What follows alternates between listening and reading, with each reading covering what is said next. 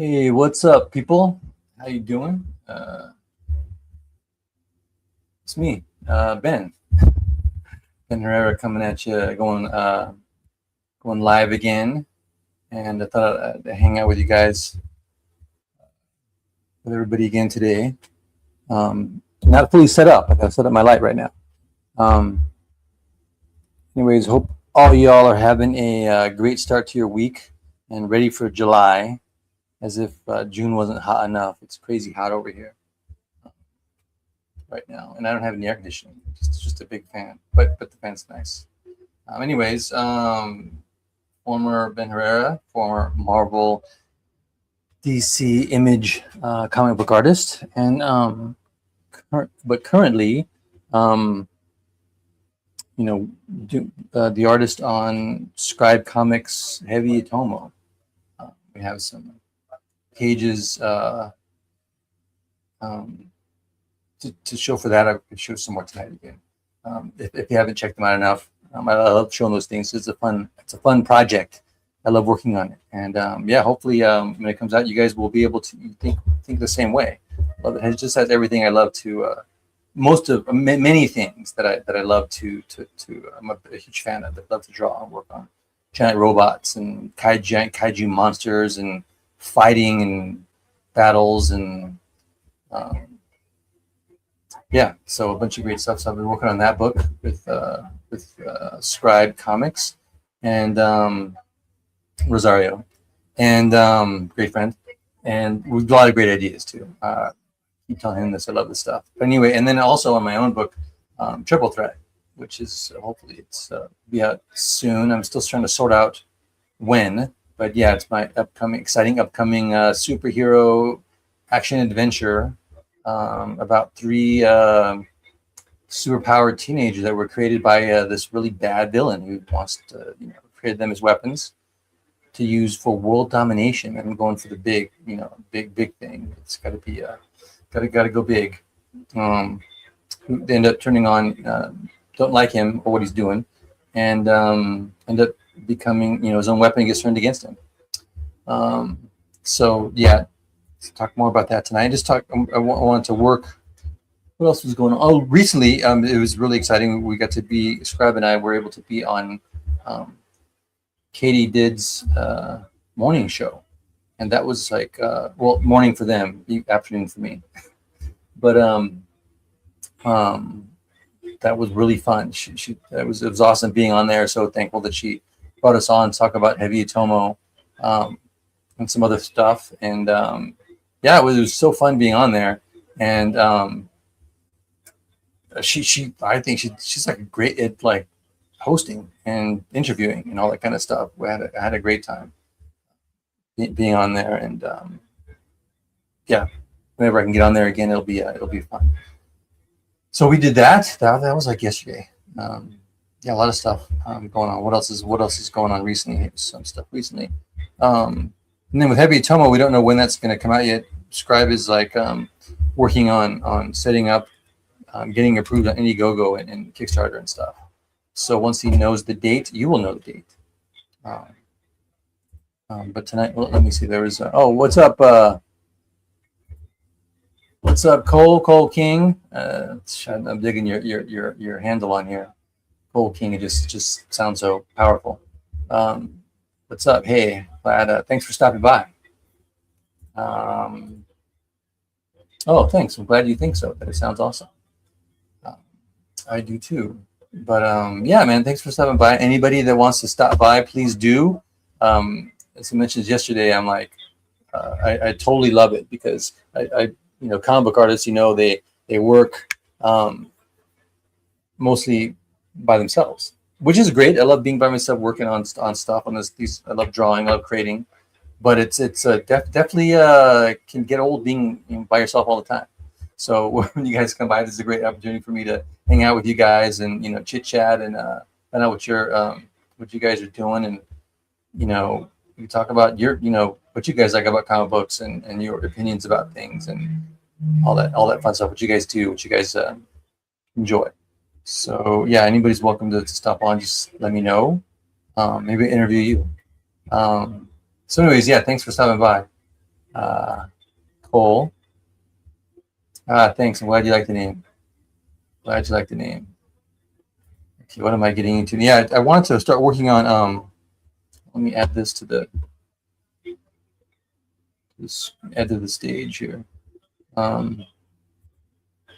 Okay, not start working on it, but yesterday I was working on a bunch of concept designs, sketches for Heavy Atomo. In the story, there's this like teenage gang, and they need to be designed, and so that's what I did. I wanted to so how I was doing yesterday is like doing the sketching, and I was using Sketchbook Pro, which again I love to use. It's really fun to draw in. And now I'm over here in Clip Studio Paint because I finished the sketches earlier today, and I need to add some color.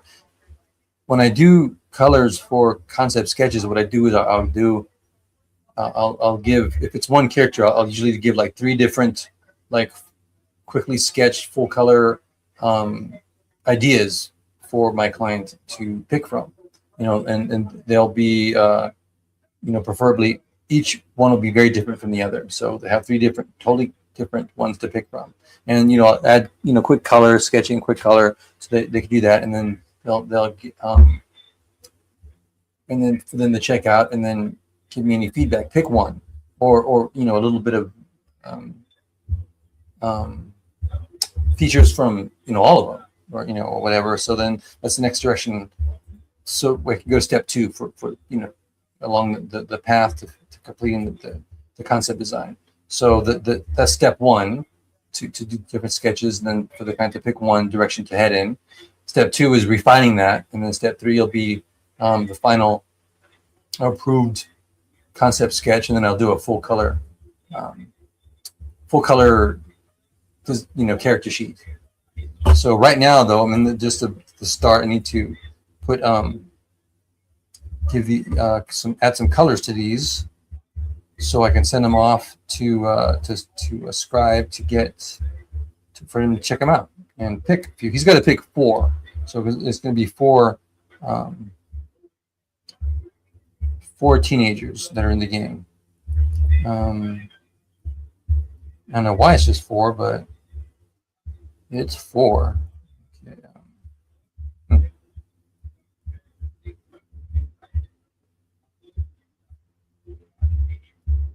Something's going on with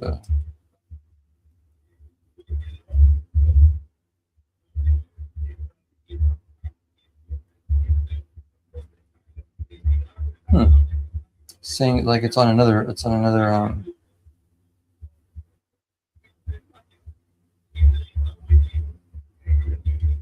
saying, and anyways, I'm confused right now because for some reason this won't let me touch it or grab it, move it.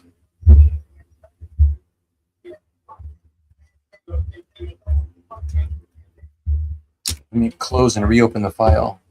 It's not letting me do anything right now to it.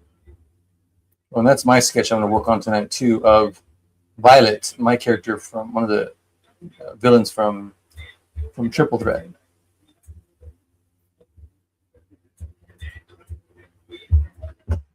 So I was working on her last night also.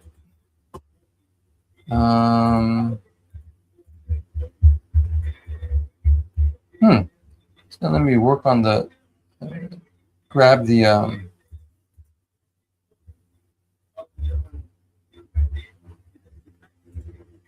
okay, there we go. Somehow I switched. It wouldn't let me grab the line on that layer, but it's let me do it now, so as long as it's fixed. So anyways, I'm about to add color to this, and again it's going to be really quick, and the color is going to be pretty random, because these just sketches right now, and it'll be all refined on the next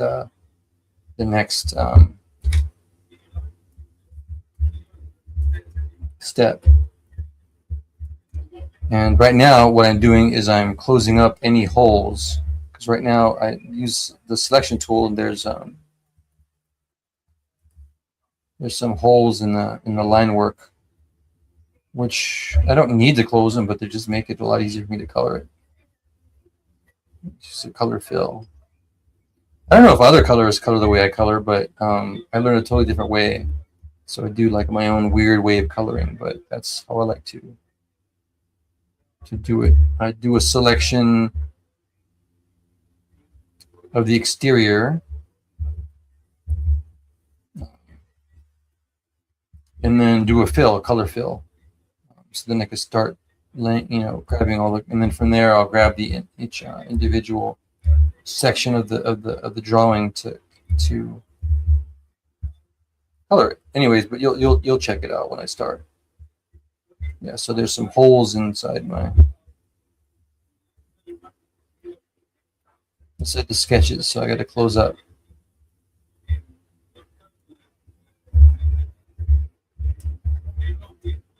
And I like this because the protagonist Brian from Heavy Atomo is has quite a few like obstacles, and this gang is one of them. So it's always nice when the hero has, it's not too easy for the hero. He's got to overcome a lot of things. So that's what happens here in the story. The gang don't like him. I think I could say that part of the story. It's not a good gang, basically what I'm saying.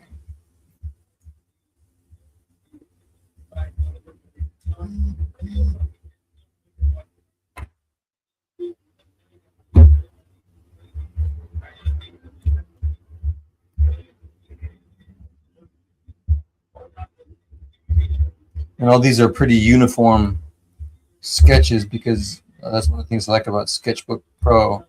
It has like a mirror function, so I could draw one side of the character, and it'll mirror mirror to the other side. And then when I make it like non-uniform for step two, but this is just for quick this sketch iteration. So I can finish the initial sketch quickly, get it off to the client. I have some characters with like hair on their face. I can't make sure I don't put too much because when you're a teenager, you're not really able to grow facial hair too much. So none of these kids will have a full beard. That's for sure. This is like Halloween or something.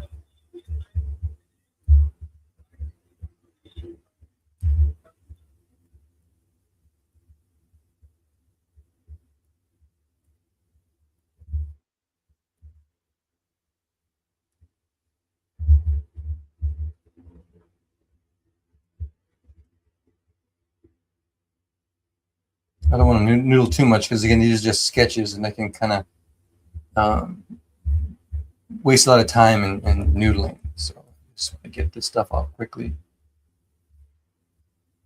Oh yeah, another thing I want to mention is the websites that just went up. My Ben Herrera Studios website, which is for my freelance comic book business, and that has a newsletter you can sign up for. So please check it out. It's at benherrerastudios.com. And then I have the comic publishing website, which is BZ Comics, and that has a newsletter. So that's the one that I'm going to be posting, the main one, posting all my comic book projects. Right now it's just one, Triple Threat, but I have more. Like what I'd like to do is start listing them on there once I start getting them published. And so for my miniseries, my children miniseries, which I'm still sorting out when I'm going to launch it, but I'd like to.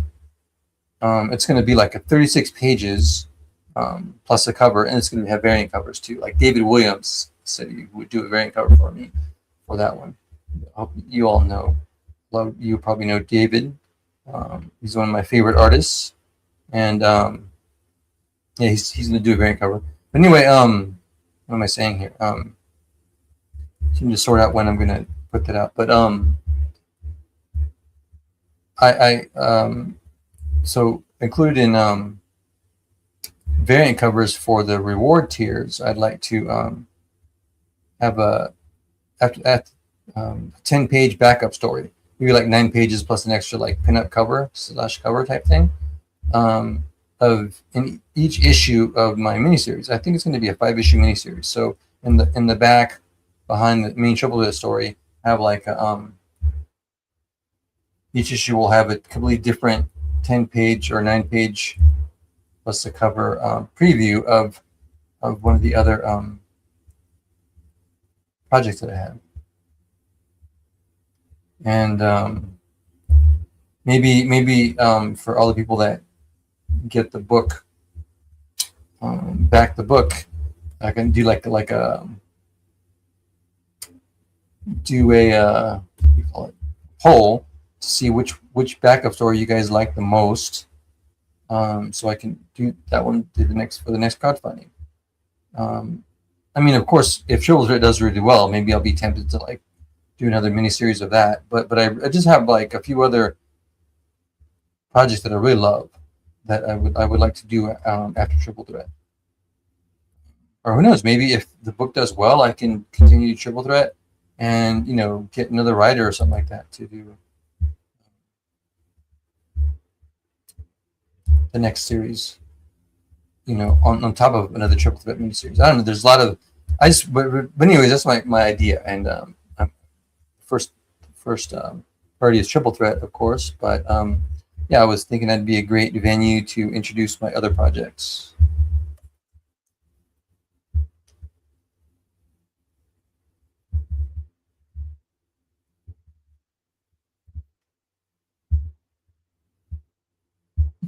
Oh man, the TV went off. It like has a timer where it like goes off every, I don't know, few hours. And I need the TV on because I gotta have that background noise.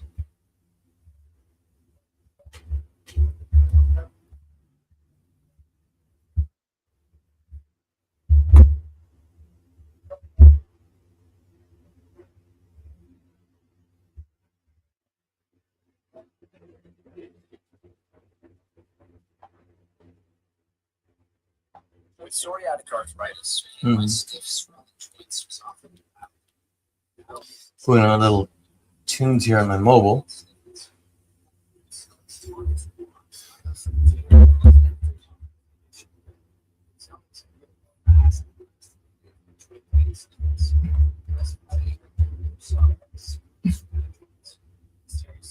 I thought I'd give the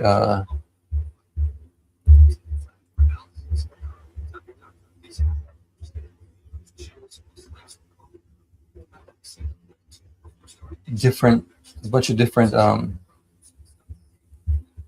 designs, different kinds of characters, as opposed to all just being like the same kind of, wearing the same kind of clothes. I thought that'd be fun to have a little bit of variety.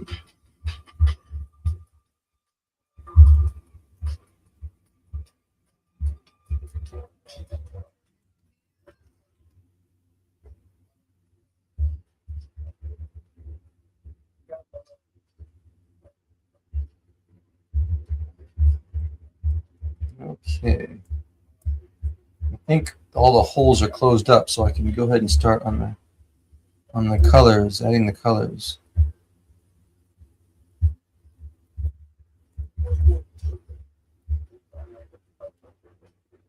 Oh yeah, it's got. I wanted to add some watches. What is a teenager without their expensive watch?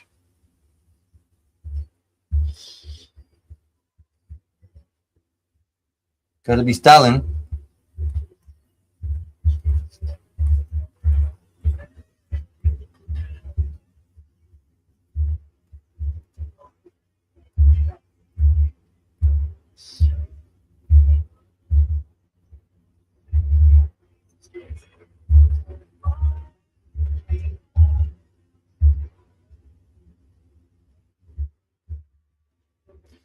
I really like doing concept designs as well as interior pages. It's fun to create the characters that I'm going to be working on in the story. And then like I get a chance to know them more. Even though you'd think though that if you design them, you would automatically like memorize their look for the book, but that's not the case. At least not for me. So the reason you need the concept designs is so you can use them to draw the book. I don't really because I won't really know what they look like always by memory. It's funny that way, but yeah. So they're help. I have concept designs for Triple Threat too, which I'd like to use as one of the reward tiers. Like have a concept sketchbook that's go along and would be included in the that's one of the reward tiers. I always was a huge fan of the art of the concept design book and stuff, of animations, movies and stuff. So I thought that'd be really fun to have this, show you all the preliminary work I did for Triple Threat.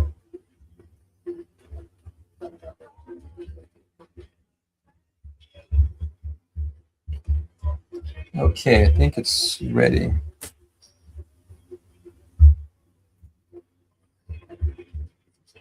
Oh man, there's still some holes. I gotta fill up the holes.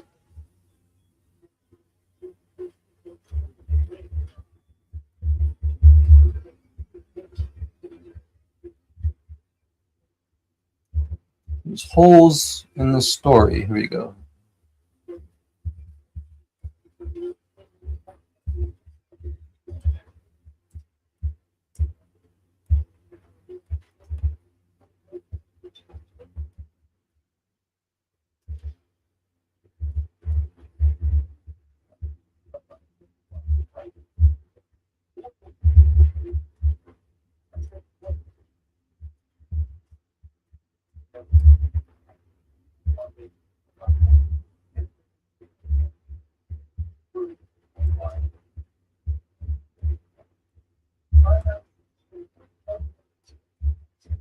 Man, I guess I left a lot of holes in this thing.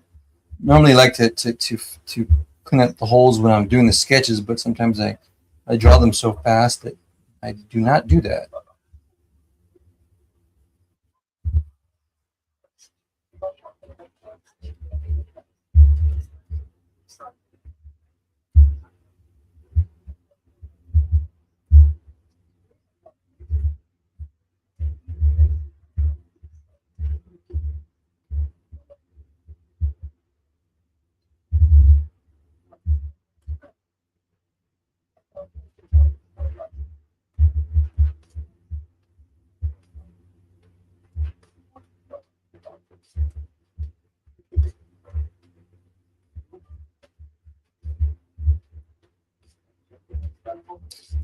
I hope I have improved with working and talking at the same time. So you guys can let me know that. Okay, I think it's ready. So I invert the selection. So then now instead of the selection being outside them, around them, it's they're the selection. So make a color layer.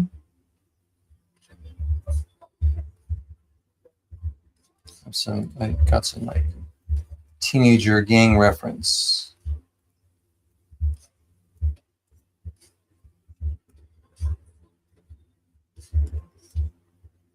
Okay.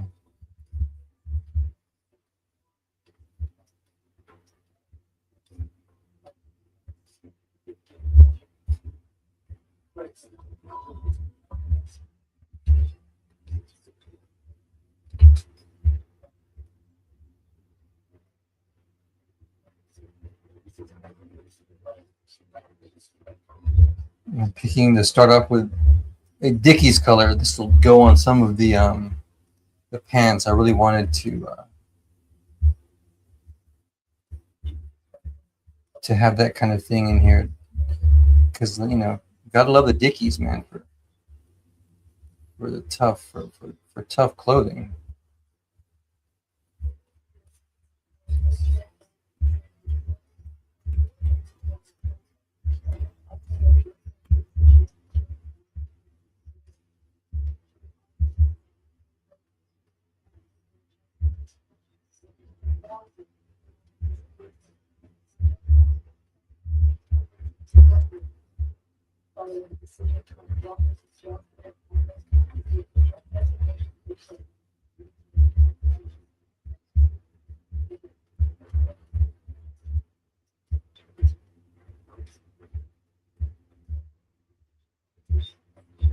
Okay, they seem to be all ready.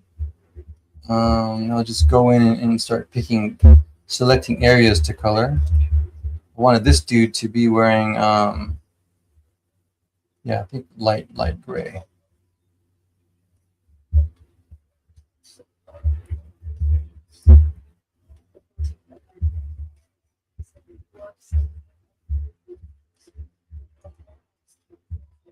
Like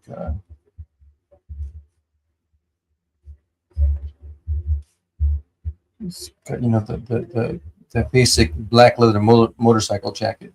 I didn't quite do it exactly, but it's okay. This is just a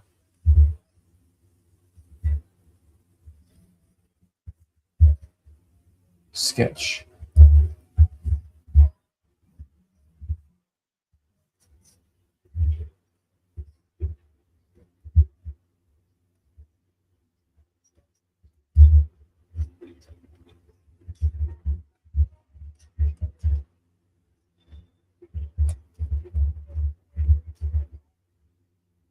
This guy wanted to draw like just a big tough guy, so hopefully it comes off that way.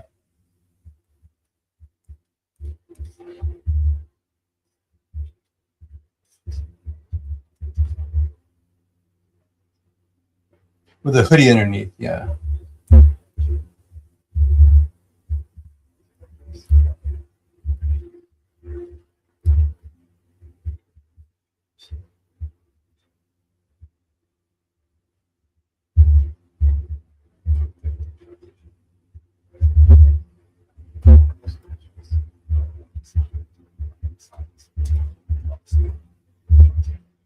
I think I'll give him a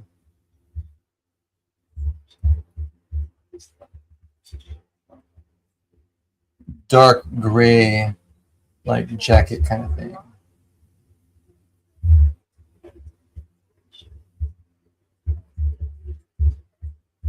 I thought of him as like a black dude, so I'm gonna give him a little bit darker skin.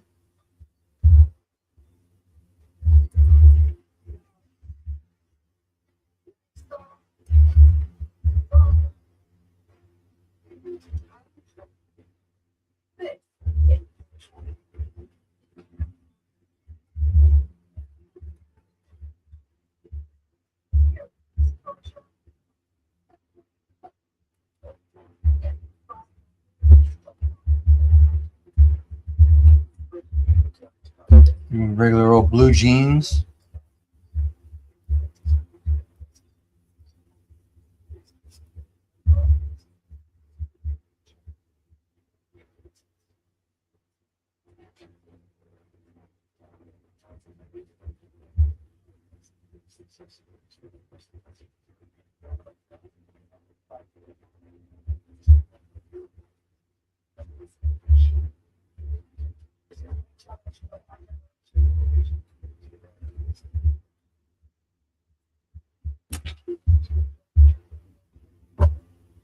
Mm.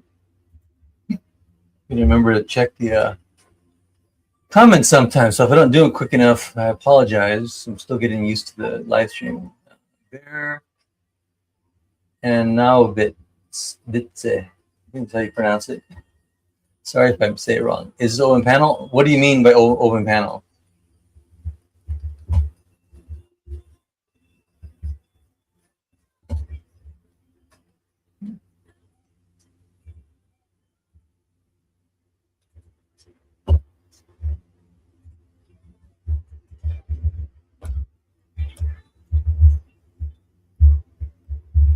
He's got a hoodie, a regular hoodie with no zipper in front.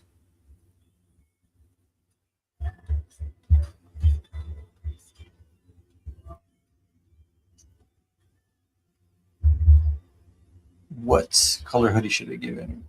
Check the reference. Yeah. Oh, I know what. Something that will contrast.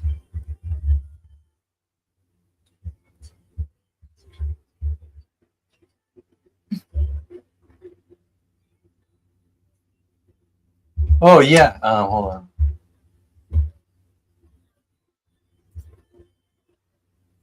Yep. Yep. Did you want to come on, Mr.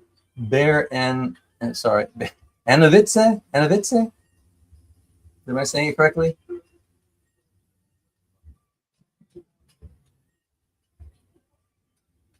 Are you on X? I can send it to you on X.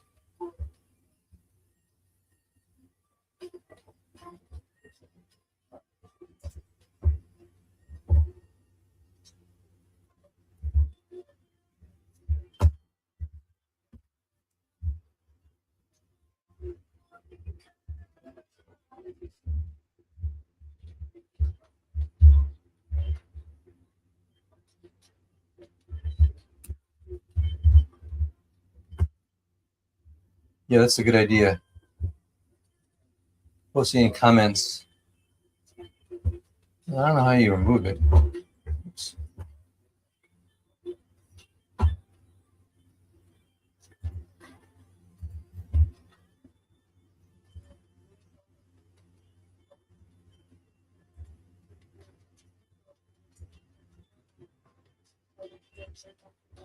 Here you go.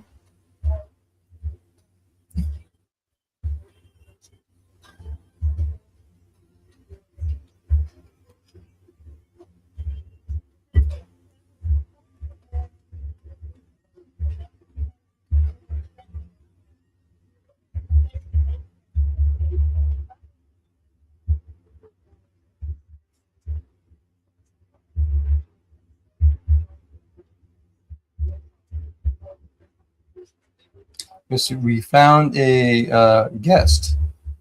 Last night it was had JJ came on Trujillo, and that was really awesome. We had a great time talking about all kinds of fun things.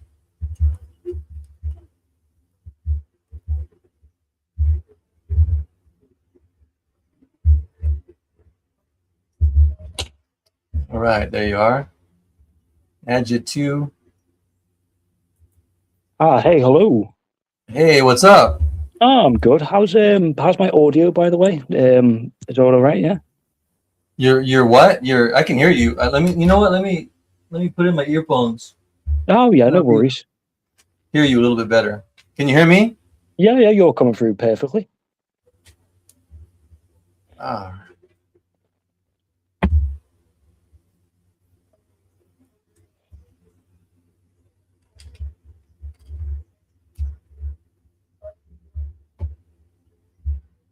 Oops.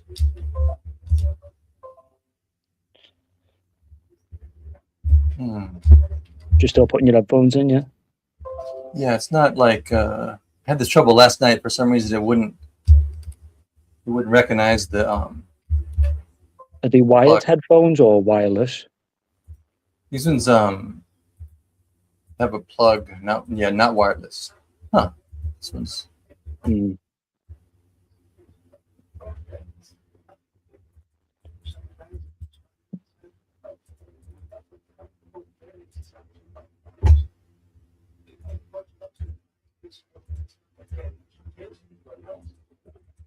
Strange. Oh yeah, I can hear your PC going dung. You know, I think I can hear you okay. Let's do this. I have a fan on, so that might be a problem. But anyway, so where are you coming in from? Just England myself. Oh, cool. I was just there a couple weeks ago. Oh, nice. Yeah, I was in London. I did a layover in London for a couple days. Ah. I love that place. Well, I love the UK. So. Oh, thank you. Yeah, I used to live Thanks there. for having me on your stream, by the way. I just saw you with your illustrations, so I was like, oh, I'll ask if I can come up and chat. Oh, here. Oh, you want about the illustrations? Oh yeah, what's it for? Oh, this one is for character design sketches that I'm doing for Heavy Atomo. Mm. Yeah, so I wanted to work on that. I'm doing so it'll be like character design night, working on Heavy Atomo sketches. This is for like a teen gang. Oh. In the story, they're like kind of like low key enemies of Brian. Oh, here we go. I think my headset will work now. Okay, it's gonna work. Anyway, so they're enemies. So yeah, so that's what I'm working on now. I'm almost done with all the concept designs for Heavy Atomo, and about to jump back into the interior pages. Oh, nice. Yeah. Oh, I love your accent, by the way. That's awesome. Oh, thanks. Yeah. It is a bit of a weird one. It's like a blend of like 5 languages. Yeah, I was gonna ask you like what part? What part is that from? It's basically it's like Irish, Scottish, Welsh, Norwegian, and English mixed together. Whoa! How'd that come about?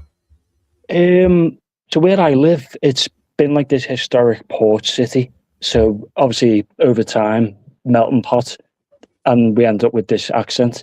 It's kind of like, in Boston, and they've all got that Irish twang because of all the Irish. Kind of like Yeah. that. Okay. Yeah. I love that. I love that stuff like that, and accents, because everything has history. Accents have history. And when I was there, it's like the British Isles are so small compared to other places, but at the same time, it's such a big history. And one of the ways it demonstrates that is by the accents. Like you can have the totally different accent, like just on the next, the next town over. Yeah, literally. You've only got to travel like a short distance, and someone else is speaking completely different. Yeah, and I love that, and that's again, I love history, so it speaks to that, it's because history and the way everything, like your accent, how it came about. So, anyways, I'm sorry, No, it's all right. Forever on that. I was going to say, yeah, the 4th of July. It's 250 years, isn't it? Oh yeah, a long time. Yeah. But I'm sorry. What is the name of the place you grew up? Oh, Liverpool. Oh, okay, Liverpool. Gotcha. And but it's your accent is understandable to me, because I remember, you growing up and watching movies, and I'm hearing all the British accents and Irish accents, and I'm like, oh, they're easy to understand. They're just really cool, but they're easy to understand. And so when I went to visit, I went to Ireland.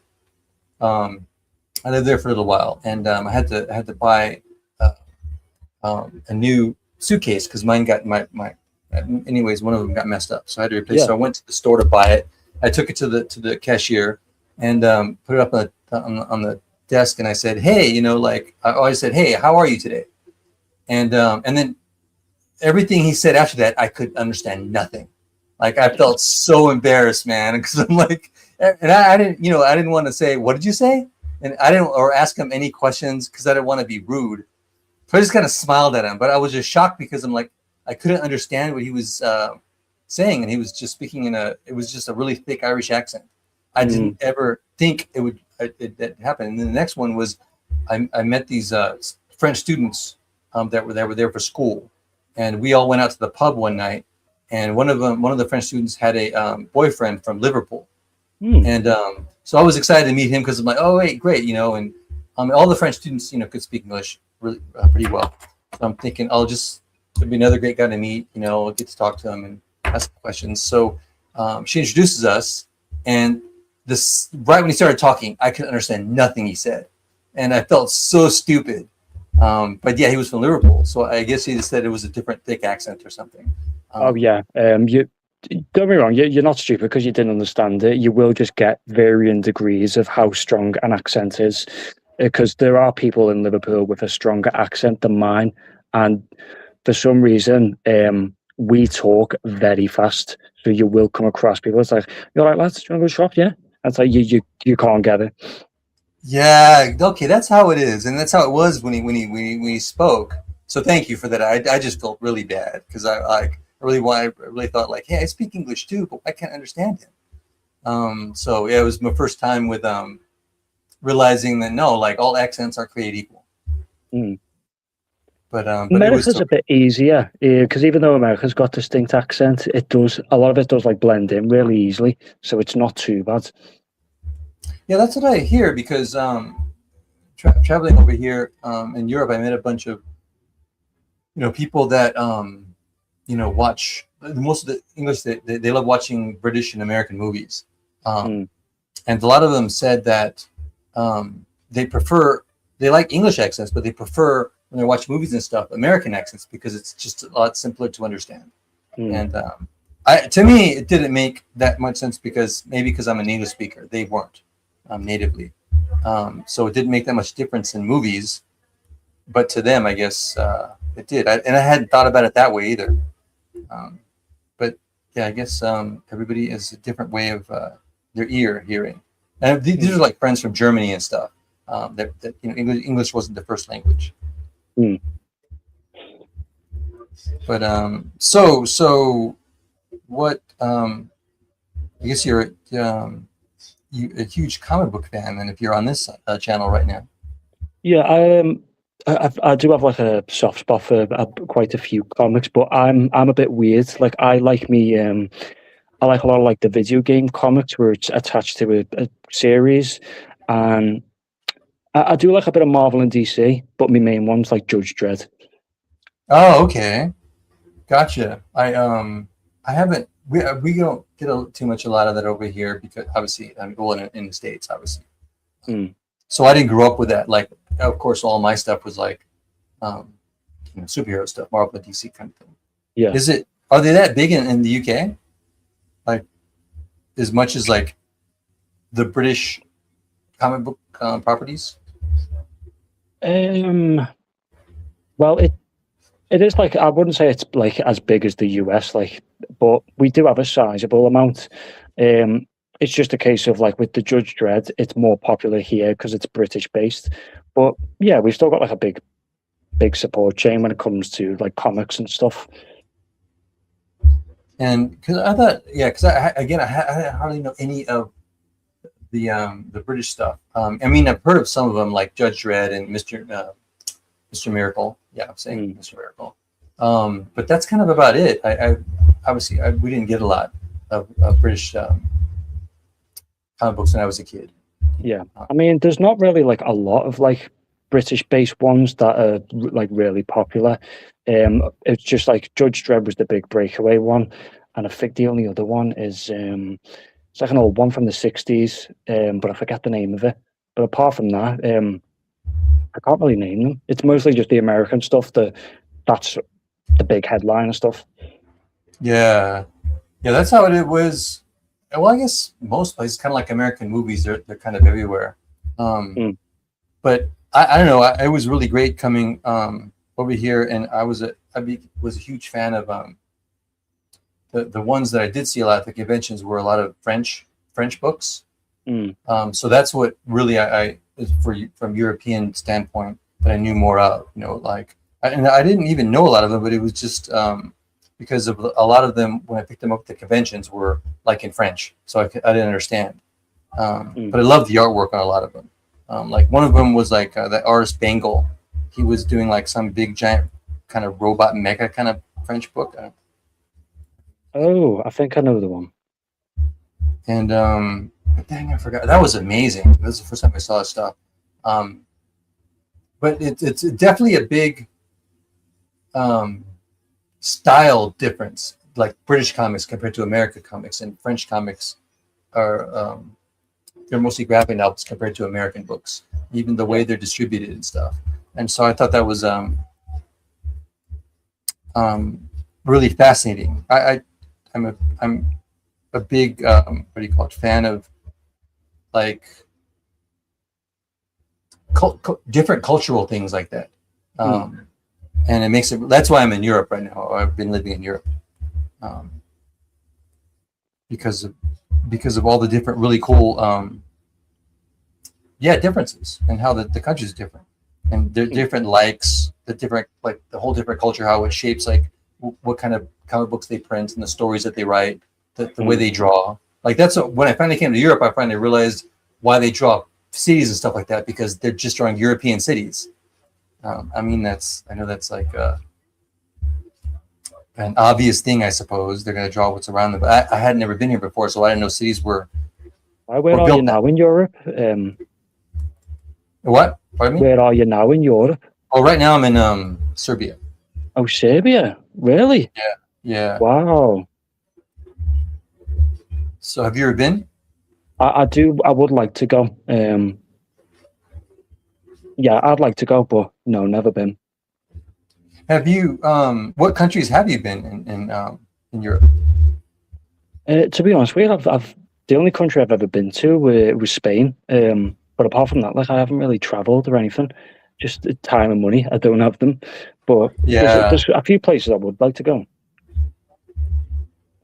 Like, yeah, because I know like a lot of British people love Spain. I mean, for obvious reasons. I love that country too, and it's different because of so much of the sunshine. Oh yeah. Where did you go in Spain? We went somewhere that was close to Barcelona, and I did actually go into Barcelona itself, but because I was with the family, they didn't want to like stop and look around. It was literally 30-minute walk around and back on the train. So I was a bit like upset over that because I wanted to go to the big cathedrals and some of the historical sites. But yeah, it was pretty much like just a fly and visit. Yeah, I did a couple of those things, and it's not as fun. Like when I was living in Italy, I was taking a bus. It was like one of the last like trips I was on when I was there, and there was like a bus layover in Bologna, so it was only for like a couple of hours. So I'm like, instead of like just waiting on the bus at the bus station, why not walk into the city? So it was the same thing. I just like walked in, had enough time to walk into the city, walk around for a couple of minutes, grab a coffee, and go back to the bus. Yeah, so that was my quick Bologna trip. But yeah, if you ever visited the Balkans, it's really amazing. I love it over here with the food and the culture. Yeah, just be careful with the history though. It's still sensitive to them. Yeah, well, it depends. It depends how you say it.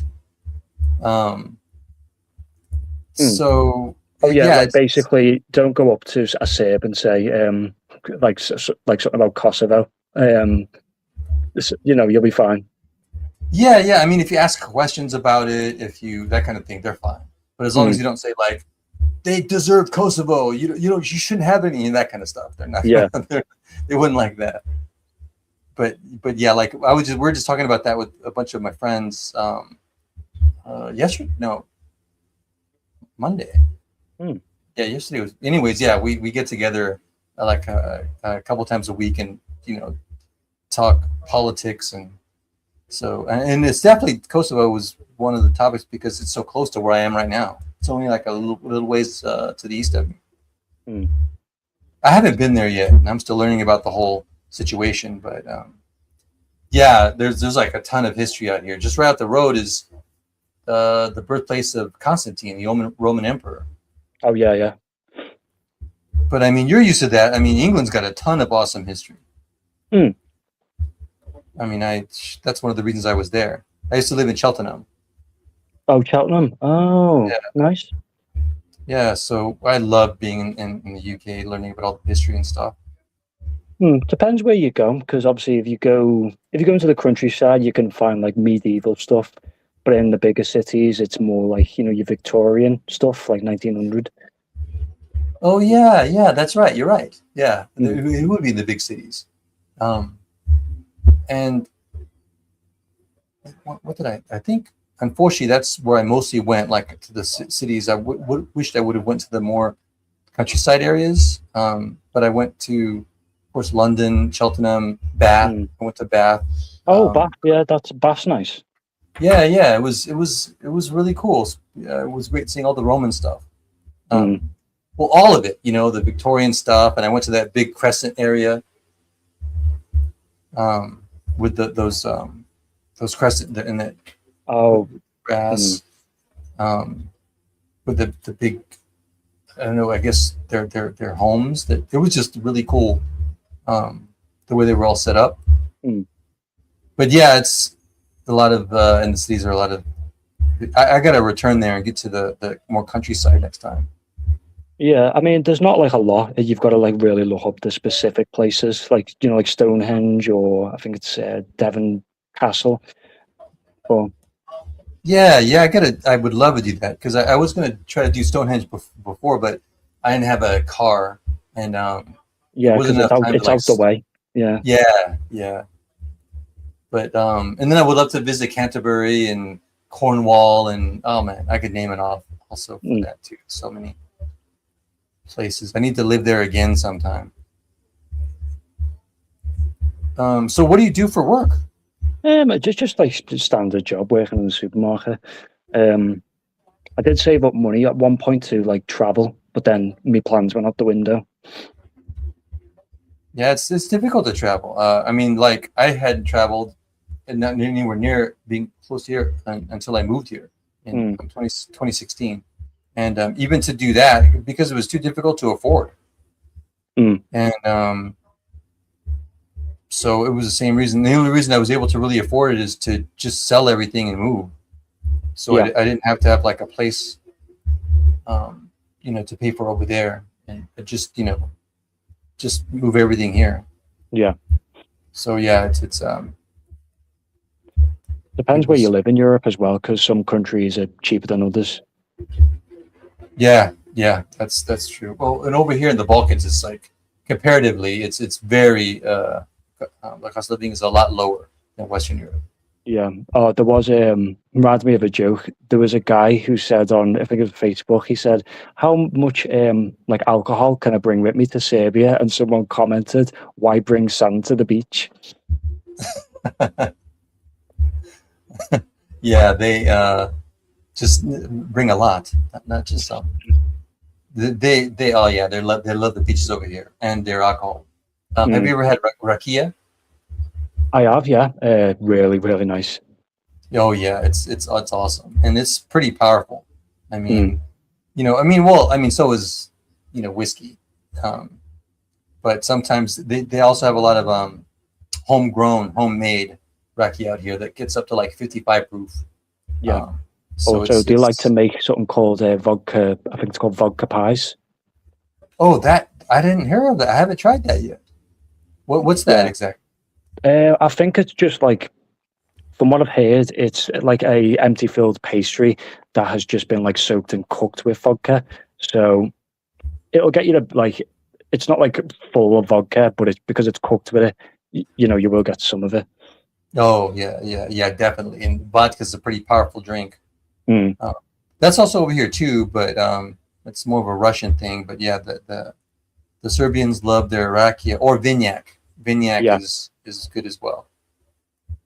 But at least you know about the drinks. That's great. Another plus of living in Europe. Whenever I tell my American friends, they don't know anything I'm talking about.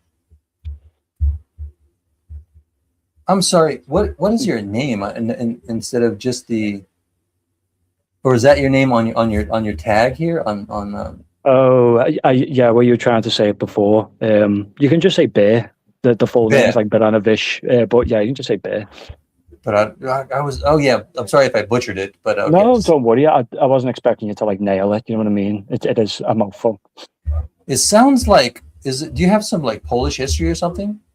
Yeah, Like one part of my family is from the Polish part of Belarus, and so that name there is the Polish pronunciation for the Belarusian town. wow. Okay, I thought so. I'm like, okay, I knew this is not. This has got to be some Eastern European or kind of Mm. name or a Polish name. That's awesome. How long have your family been in the UK? So they originally came over in I think it was 1901. Then they went back, but left my grandfather here. But they went back in I think 38 because of rumours of trouble growing on the home front, and then so they died like, and he's obviously remained here. So Oh man. See, automatically right there. There's like I said, so much history. Just of your family coming from um, Poland, mm, and they have that connections. It's not so like cut and dry with it, like there's the different um, countries here, but there's still like so much connection. You know, like your family's from Poland, Belarus, and then other, you know, there's a lot of French, you know, families that have lineage in the UK too. And where else? Even out here, there's a lot of Serbians that were in Croatia and vice versa, and up in northern Serbia, it used to be Austro-Hungarian because of the First World War. So you will get a lot of that, because when it was just like all of it was just Yugoslavia, and then all the breakdown happens, you will have people that's like, I used to live in like Croatia or Oban, Albania. Yeah, exactly. And you know, Hungary lost so much land, so they pulled back, but there was Hungarians like owning more of Serbia, owning more of Romania, and Slovakia and stuff, and that shrunk, and this, and then of course Croatia being so close to Italy and all the stuff that's going there with Albania. There's again, there's a lot of excitement over here because all these countries are so close. Well, thanks for hopping on tonight, man. It's nice to I was saying earlier that I'm usually all by myself all the time, so it's great. No, I just call it like keep you company for a bit. You know what I mean? I'm serious. I really appreciate it. It's great. You're welcome. I was going to say, what type of comics are you into then, or do you have like a favorite series character? My favorite character is Captain America. He's like my all-time favorite. And yeah, he's just always been. And I'm more of a I mean, I love his origin, I love his like personality and costume, all of it. And then I'm realizing I'm more of a, so of course superheroes are my favorite. But I end up realizing I love Marvel more than DC. So I love like the Avengers and X-Men, and I mean I still like DC, but I just Marvel a lot more. Yeah, I get you. Especially with X-Men. X-Men do have some really, really good stuff. It's so good stuff. And I mean, my favorite group is Avengers, but I love the X-Men too. Of course, I mean, Wolverine and Storm and Nightcrawler. I grew up with all that stuff. So yeah,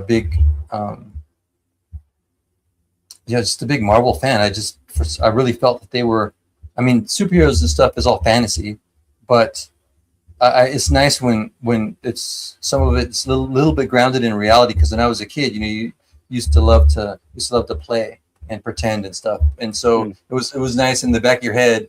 You knew you couldn't ever be one, but like maybe you could be a superhero one day. I kind of had that feeling with Marvel because, you know, all the stories are set in real world cities, you know, like New York and stuff, and in DC it was all fake cities. You know, Metropolis and stuff. And, I mean, like Gotham and all that. Yeah, it's okay, but I don't know. I just more resonated with Marvel, and then Marvel, the stories seem to be a little bit more realistic. You know, within that superheroes, but like I was mentioning yesterday, how Peter Parker is struggling with his work, he's losing his job, struggling with his home life because he's trying to be Spider-Man, and it showed, like I was talking about, how what kind of effect it had on his life. So, you know, all that kind of stuff. They weren't just, and so a lot of the stories weren't just about villains. They were about the people's lives. And his life, yeah. So I like that. And a bit more. What about you? Do you have a favorite, out of the big two, which one you like the most? You know what? Bit of a basic answer, but I'd say Batman. But that is more just for Batman's Rogue Gallery, and some of the stories from Batman that I've read, like they can be really, really good. Yeah, like what's one of your favorite stories? I probably have to say Killing Joke. Oh man, and that was wasn't that drawn by a British dude, an artist? I think so. Yeah, like. Was it Boland or was it who drew that? It's funny. I feel ashamed to say this, but I haven't ever read that story before. And it's like a really big famous story. I just have never read it. So No, it's all right. If you haven't read it, you haven't. What and who was the writer? Who wrote that? But you know what? I'm drawing a blank now.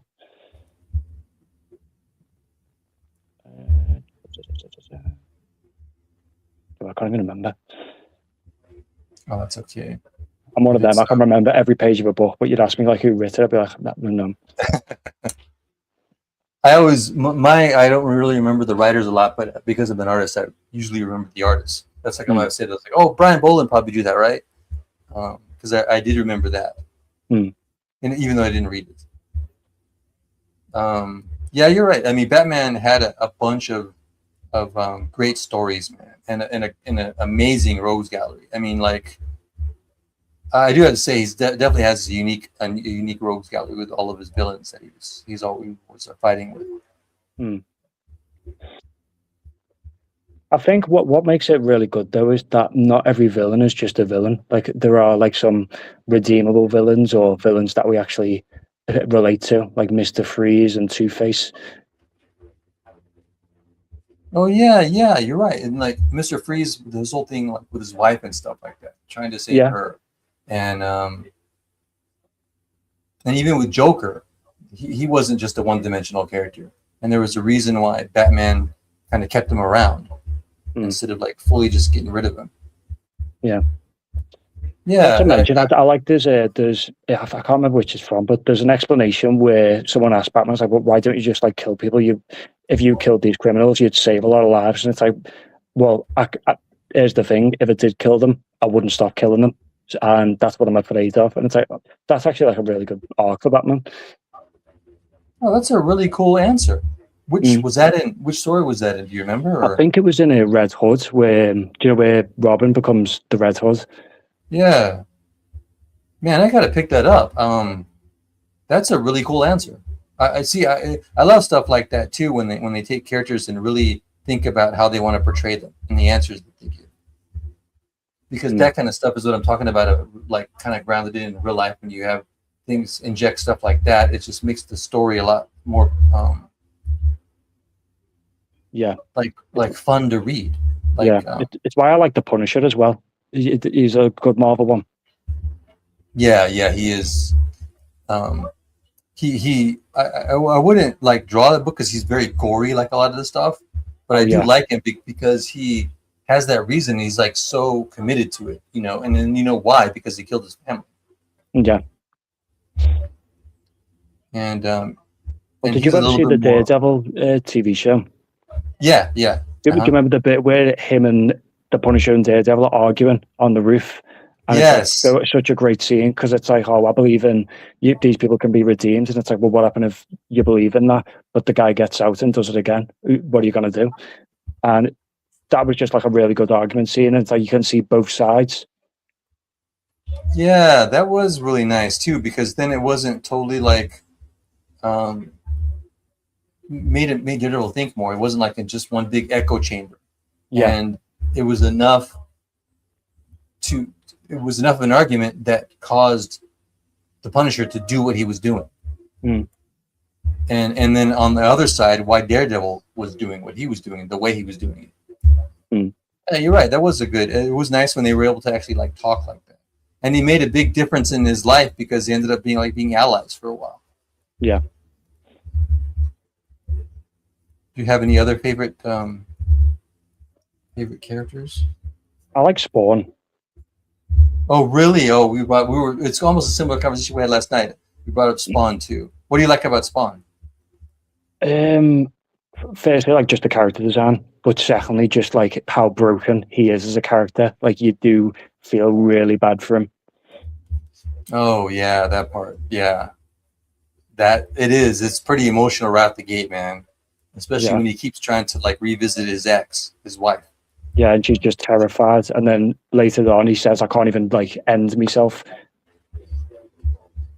Yeah, that was pretty sad. He was always like living in that kind of like depressed state. So he had to find another reason to keep being Spawn. But he was I didn't read a lot of it too much most of it was because kind of mostly because he had to be Spawn, or Yeah, did he it's have a because he was choice? like he went to hell, and then it was like, right, you're getting sent back to do me deeds. So he didn't even have a choice in it, and he just woke up as Spawn and was like, So that's definitely a big reason to a motivator to do stuff. If you don't really, you can't get out of it. yeah, I wasn't ever into Spawn too much. The big I did pick up a lot of Spawn, but the main reason for me was Greg Capullo. I mean, I love that guy's stuff and what he was, how he was portraying him and his storytelling and how dynamic he was. So that was yeah. one of the biggest reasons that I picked up the book. Hmm. And that's kind of how I do most books. I'm I'm an artist, so most of the reasons why I pick up books are because of the artist. Oh yeah. And if an artist gets on the book, I'll start collecting it. If he gets off the book, I'll stop collecting it. Hmm. So that's another reason again why I like, oh, I can tell, okay, it's that artist drew that for a while, right? I mean, Yeah. not to say I don't like writers, but I'm just more of an artist guy. Oh yeah, yeah. Do you have any favorite writers? In terms of comics, there's a few I have. But it's, you know what, it's one of them. Because there's one I really like, but I always forget his name because it was like this one obscure comic he did. But find out.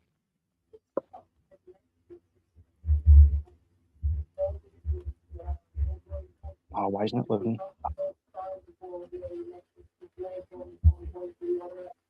Oh, great! It's not even loading the page to find his name. Sorry. Oh, no worries. Yeah, it's it'll pop up.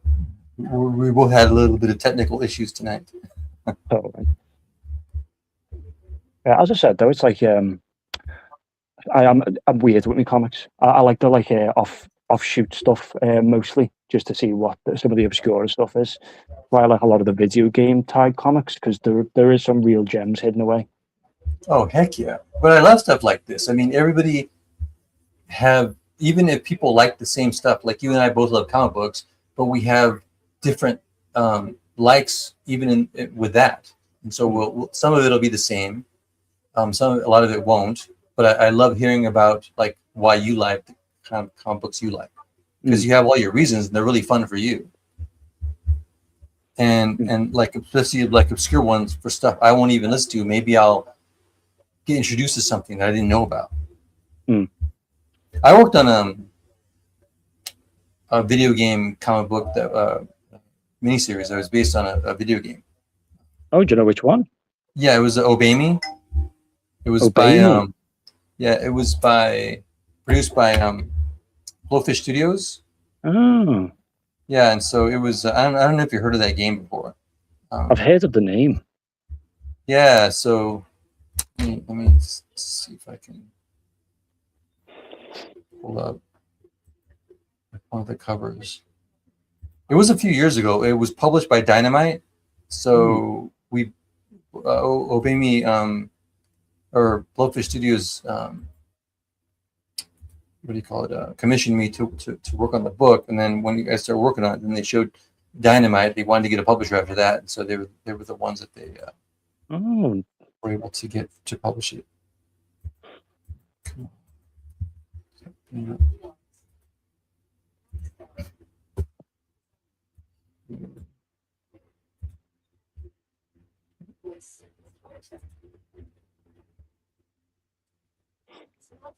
Oops. And then we did everything. Like we just gave all the finished files. Like Blowfish Studios got a writer, and actually I think it was one of their in-house video game writers, and they wrote the book because they were also a fan. And then they commissioned me to draw it and handle the pencils, inks, colors. Oh, that's letters. nice. Yeah. Oh, here we go. I will say I do like some of my manga. Oh, here's the cover. Yeah, there we go. So that was the first actual cover, and then I did a variant cover. Oh, nice. I'll was have a to, do you know very what? I'll look that up. You know, I'll write it down now. yeah. And then I kind of like to the character a little bit anime, like manga. Ah, yeah, I do like some of my manga. Some good ones. What are some of your favorites that you like? Berserk, that's my number one. Oh yeah, I heard about that. Have you ever read it? No, I haven't read it. I've saw. I'm really bad. Okay, I like manga, but I'm Hmm. really bad at reading them. For example, Oh yeah, it's very manga. I forgot. You've got to read from like left to right, haven't you? well, Or even right to though left. I got a few ones like Appleseed was really big, for comic books in the States, like Masamune Shiro, with Ghost in the Shell and Dominion and stuff. And so I picked up a bunch of translated books, like the Appleseed was translated, and the Ghost in the Shell I got was translated, and then also of course Akira, Katsuhiro Otomo, with Oh Akira. yeah. So it was, but there was so much. It was so much, and I mostly just got them for the artwork.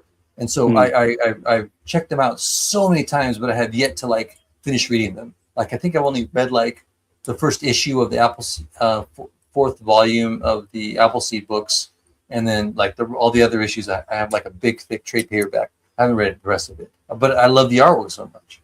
And Hmm. it's and then Akira was so long, Oh yeah.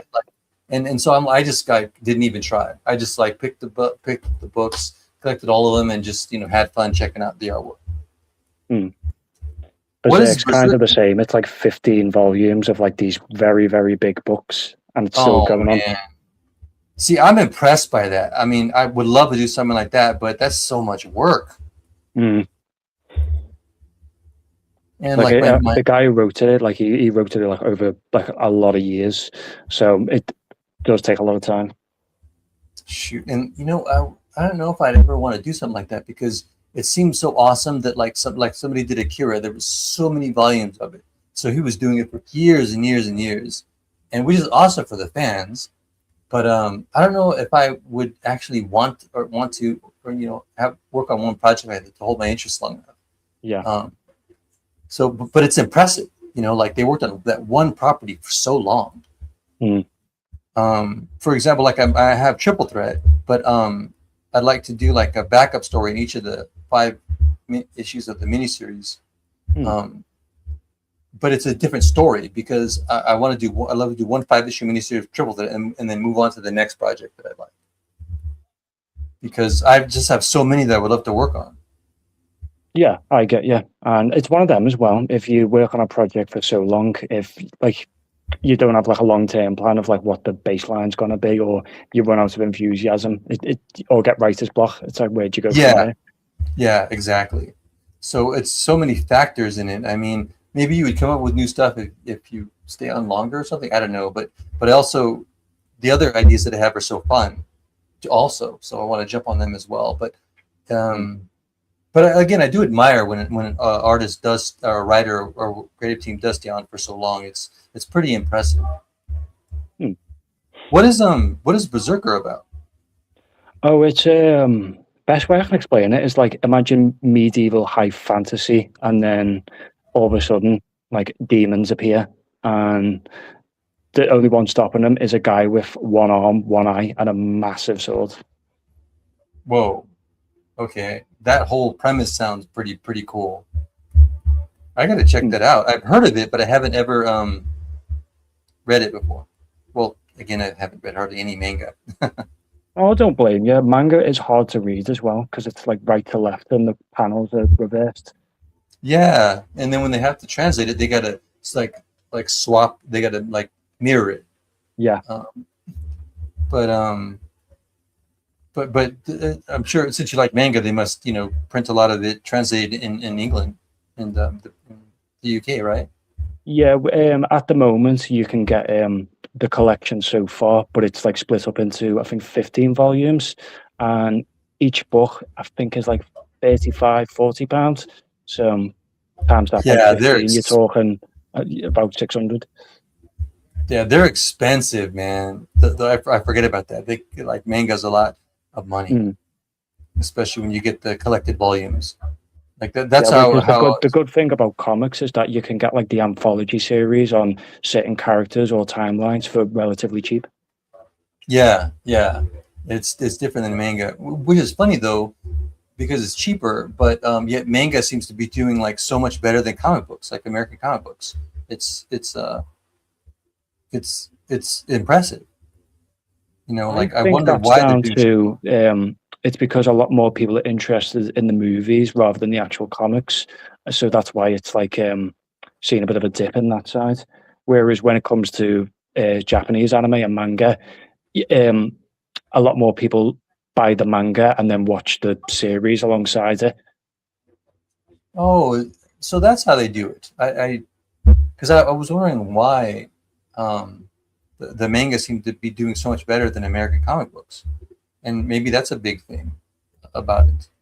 Yeah, That I mean, that'd be really impressive if they did that in America because that would be so cool. I mean, because that's we're all also like animation fans, so to see mm, your favorite comic books and stuff come to life on screen is awesome. I mean, I had such a great time when Avengers came on screen because Avengers was my favorite group, and yeah. then they were on screen. So no wonder they have so much fun with the anime, watching the anime from the manga. Mm. I don't have a lot of. I'm like part Japanese, but I hardly know anything about the manga industry. I'm learning a little bit more about it. So yeah, that what you just said makes a lot of sense. Yeah, because it's. I wish it was more like when a new Marvel or DC movie come out, they had like a supporting comic with it to get more people into comics and reading them and buying them.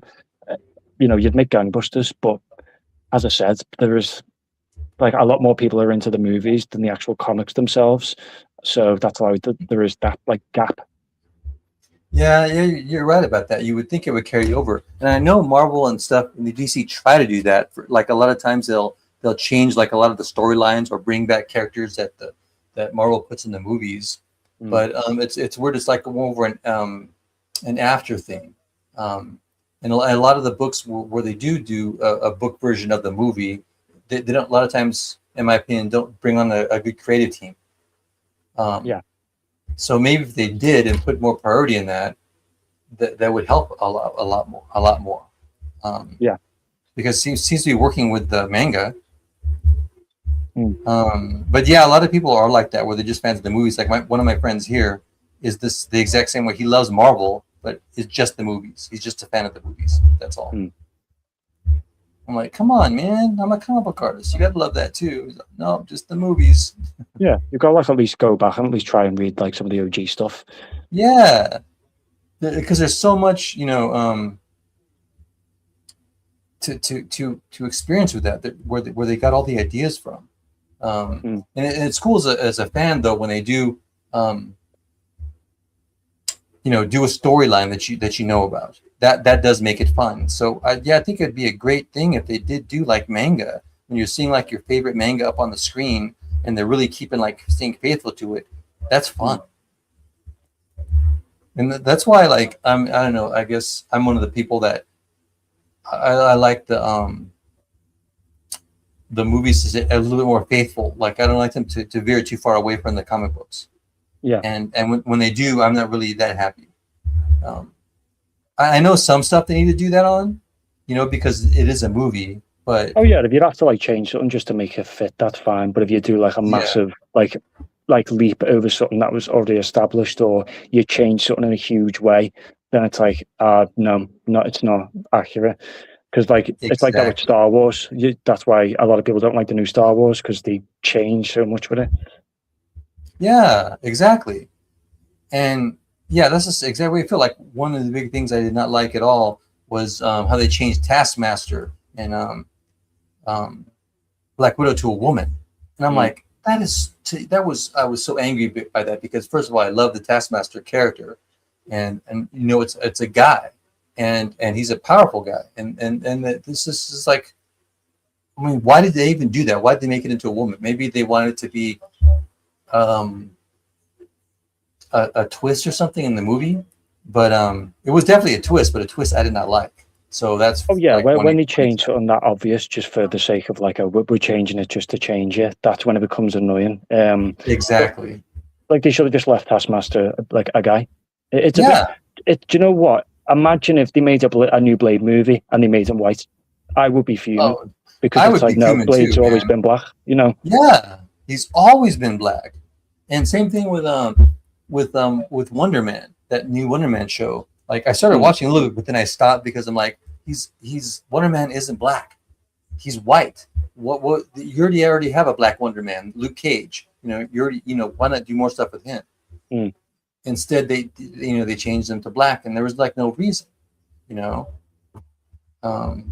Yeah. So I'm also not a big fan of like the Falcon being Captain America, and mostly because I just want the characters to, because I love the Falcon character, and now Mm. Sam Wilson can't be Falcon, and I wish they would have just stayed Falcon, because that's who the character was, Yeah. Sam Wilson, and then to me Captain America Steve Rogers, Yeah.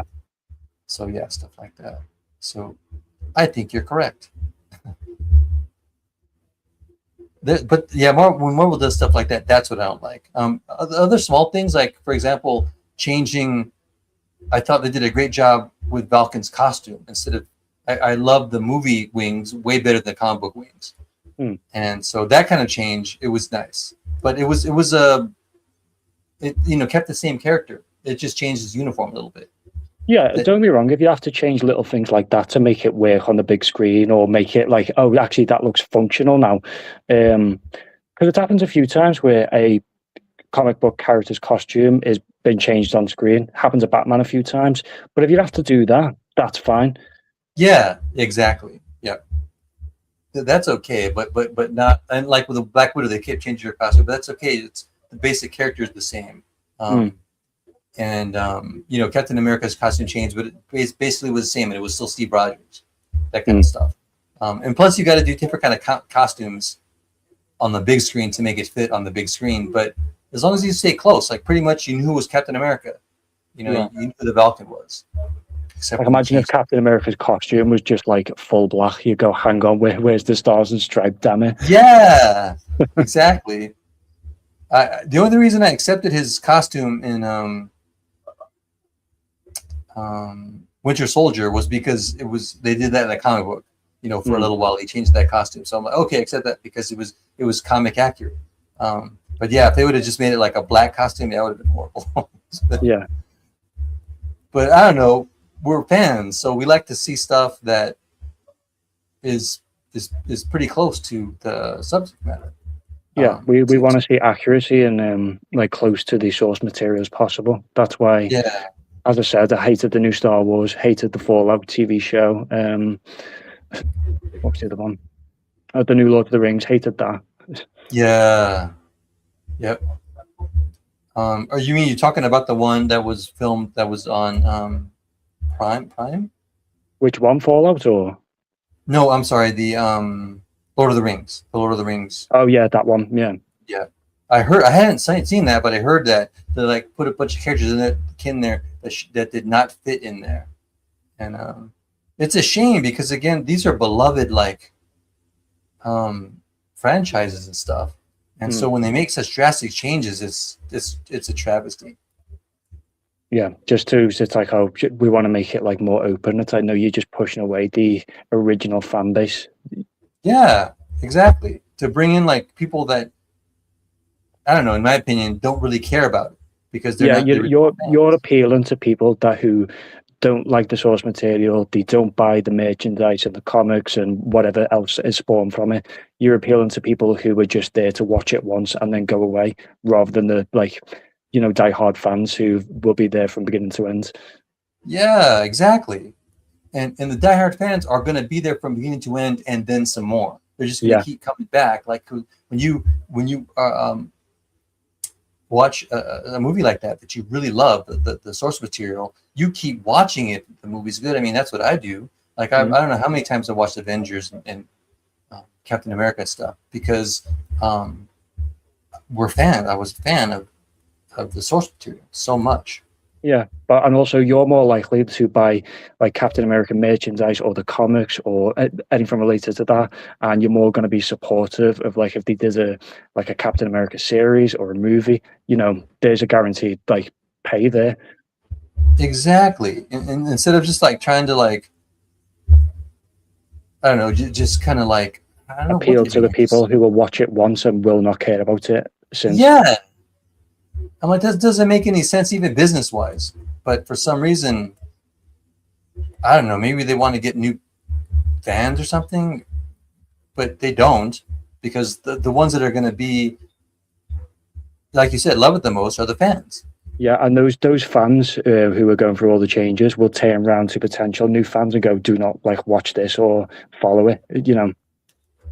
Yeah. I mean, I do the same thing. Hmm. What did you, which Marvel movie was one of your favorites? Um, to be honest with you, I like the Iron Mans. Like they were like some of my best ones. You know, I was I did a lot too, but the only one that I liked the most was the first one. I love that movie.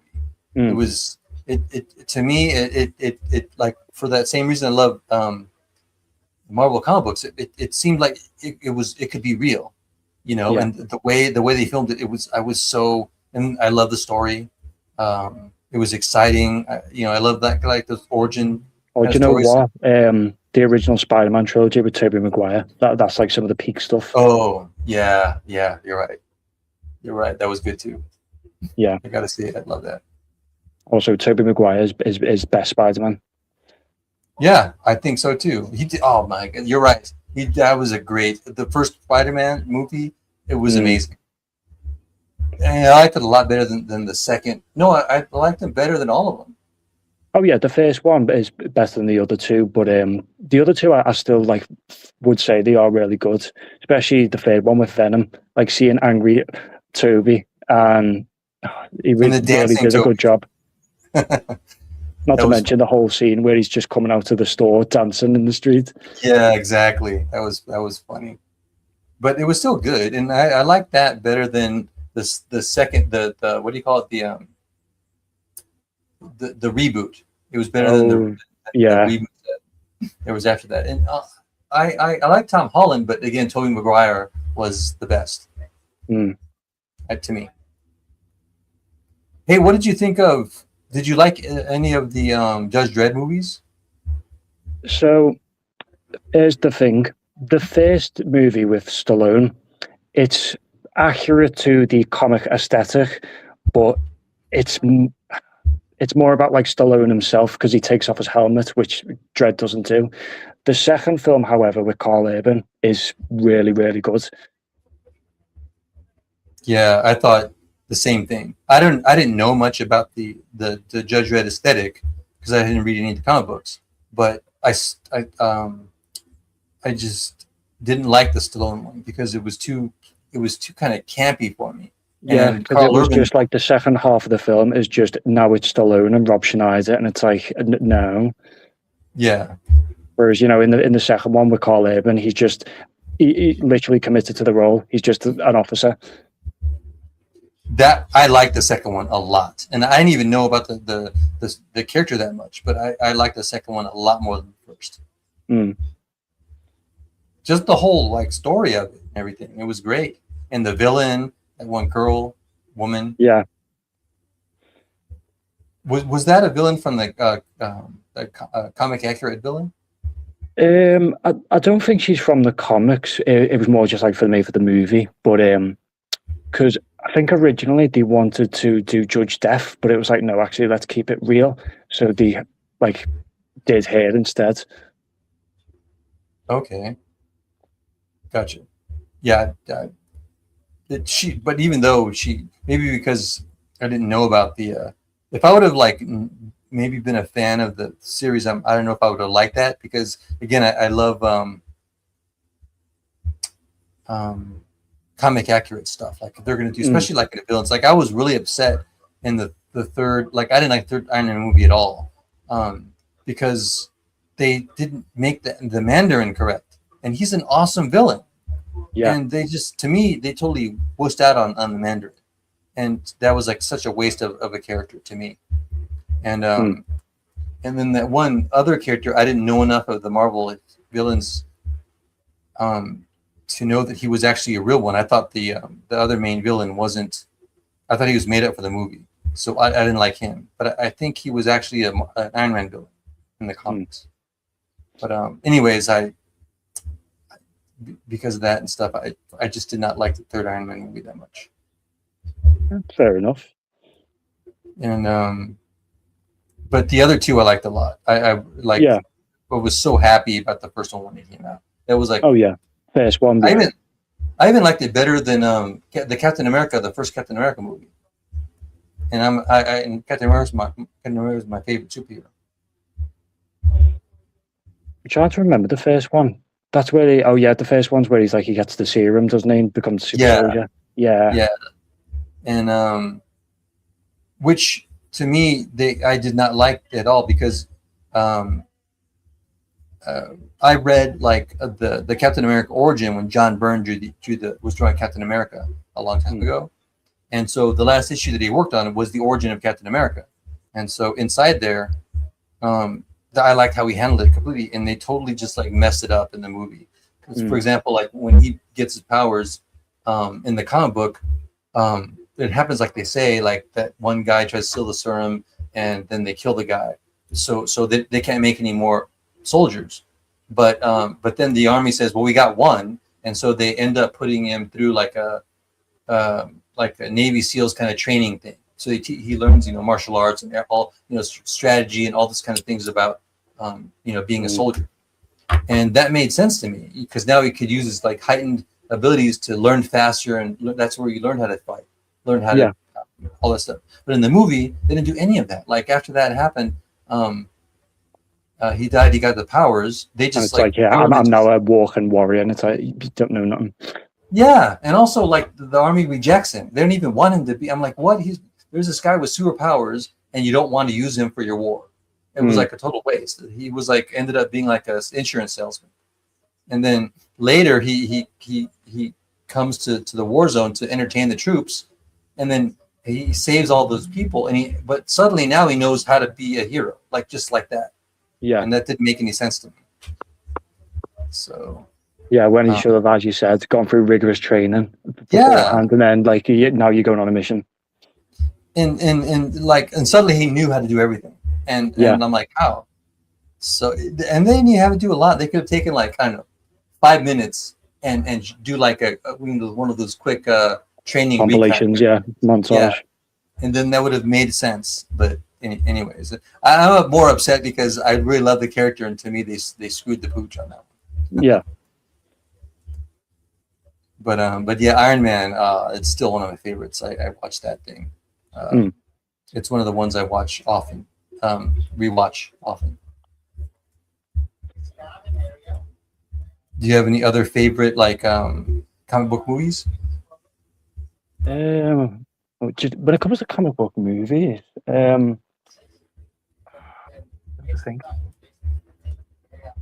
there's one I was thinking of, but I forgot. What?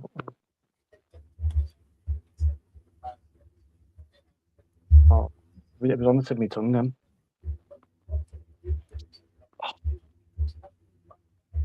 No, I had something then, it just went.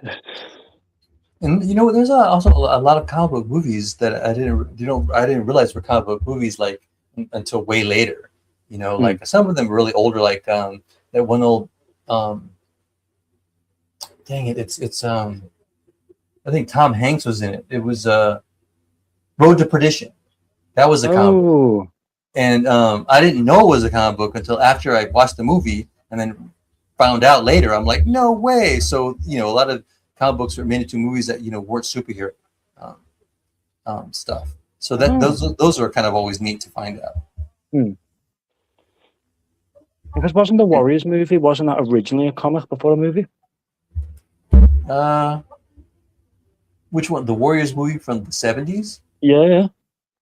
You know what? I don't know. I have to check into that.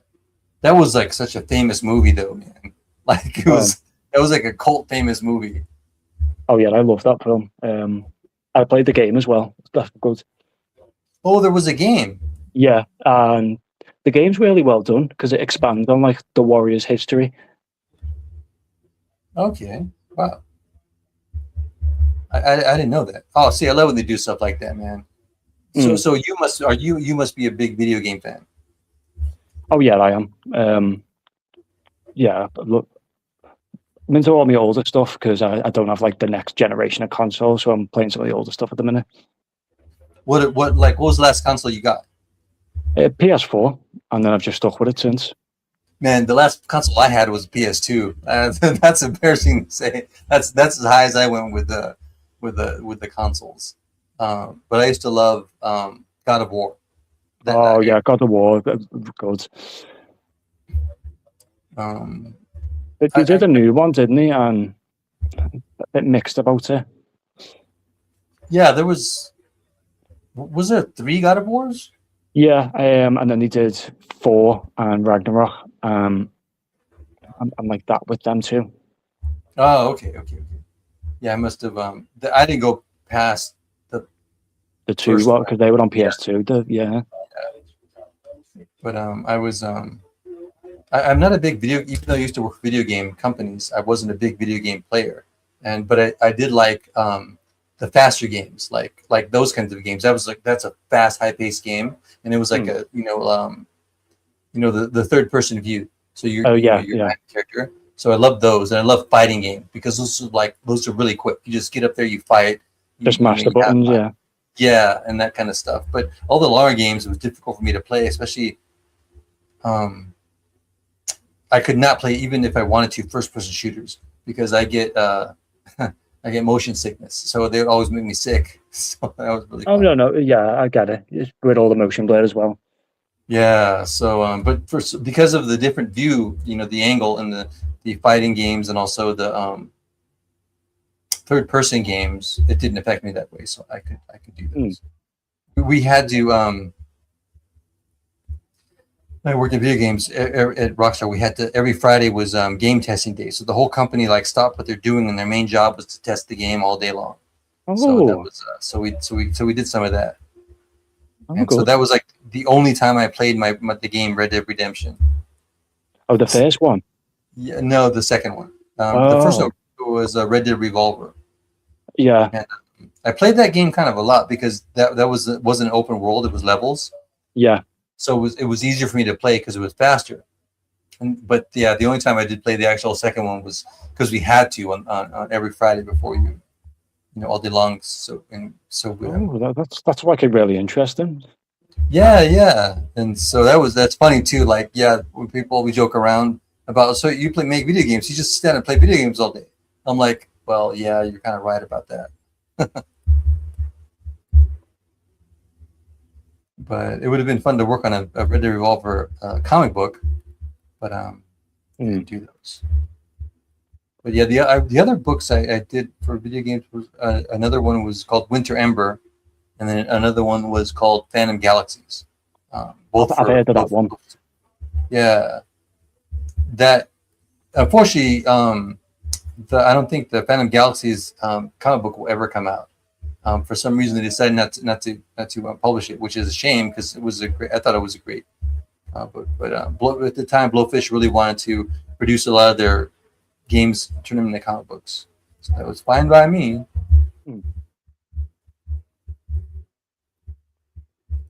So, do you have any like siblings and stuff over there? Oh yeah, I've got quite a few. I've got like 7 sisters, 4 brothers. Whoa! Yeah, That is awesome. Dang, you have a nice big family. I know. 7 sisters and 3 brothers. Yeah, some of them are 2 are half sisters and 1 half brother, but that's the total. Where do you land in all of that? Yeah, so I'm with the younger ones. So basically, my dad had 1 wife before my mum. So I'm with the second part of the family. Oh, okay, gotcha. Man, do they all live close to you? So the first family, they all live in Wales. they are kind of close if you consider like an hour half drive close, but they're Yeah. all together, and then all of us like we all live like relatively close. Okay, that's cool. Yeah, it's nice when families close and stuff like that. Mine, I haven't been close to mine like in a long time. Thankfully, I was just there to visit, but yeah, it's Mm. all my family is in, or most of them is in the States. But yeah, that's awesome. It's nice when they can be close and in a nice area. I loved. I want to spend more time in Wales. I was only in Cardiff. Oh yeah, yeah. Wales is massive. Like when you look at it, Cardiff, that's like the big main city, isn't it? Yeah, yeah, yeah. But they have the castle there. When I was there was like I think the World Cup or something was at the time because I remember everybody, almost everybody, were in pubs watching the football game. Oh yeah, When I was the when World I was Cup then, yeah. Yeah, so I felt out of place because I was like, look, I was like one of the only guys out there like not doing that. But the streets were open. Hmm. Do you guys speak Welsh? I know a bit of Welsh, but I don't like speak it fluently. Okay. I for some reason that is my favorite Gaelic or Celtic. What is it? I don't know what the correct term is. Is it Gaelic? Yeah, it's because it's like Welsh Gaelic, Scottish Gaelic, and Irish Gaelic. Most are similar, but there's just differences between them all. Yeah. For some reason, Welsh was my favorite. Like I started learning Irish first, and then I'm like, no, it just Oh yeah, Irish is probably the hardest one because how words are spelt aren't the same way they're pronounced. exactly. And also it was sounded kind of okay, but it didn't sound as nice to my ear as Welsh did. Same thing with Scottish Gaelic. So I started learning that for a while, and then I ended up settled on. I got to get back to it, but I ended up settling on Welsh. I just love that language, and I only stopped because I was only doing it because it was so nice. But I was started thinking, when am I actually going to use this? I was thinking, man, it would be nice to like spend some time in Wales and just be able to use it because it's such a nice language. Yeah, Welsh is probably the easiest as well because it's the most preserved. And when you were in Wales, did you see the signs where it's got English and then the Welsh words underneath it? Oh yeah, yeah, yeah. There's Yeah. some of those around Cardiff. Yeah, so it's like easier to see. Yeah, that's a lie. I'm trying to.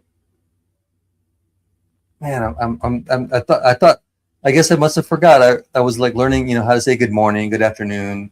Oh yeah, because there are a lot of Welsh people who speak fluent in Welsh and English, so they can always like teach you. Do you know what I mean? Oh, that would be so cool. That'd be really cool. Plus, I'd love to. I just want to go there, and I want to like travel the Welsh, just travel Wales because Yeah. it's so fascinating history, and it's like one of the countries that has some of the most castles, per like capita or whatever. So I found that pretty fascinating. I guess they're mostly Norman castles. Yeah, I think mostly Norman, but I think there's like a few other ones dotted about. Shoot, man, you're so lucky. You're so close to all that stuff. Really, well, I'm gonna have to come there, and we're gonna have to hang out. We're gonna have to go to a pub and stuff. Oh yeah, Talk about comic books. I'll teach you all the Scouse lingo. Oh, that would be so awesome. Yeah, yeah, Scouse. That's another thing I love the UK about. You guys like give nicknames to so many things, and we don't do that in the States. So you have like that Scouse, like you have nicknames for languages or the accents, and nicknames for the people from those locations. Like where's the Brummie from? Oh, they're from Birmingham. Okay, yes, Birmingham, yes. And it doesn't. What do you call the Birmingham accent?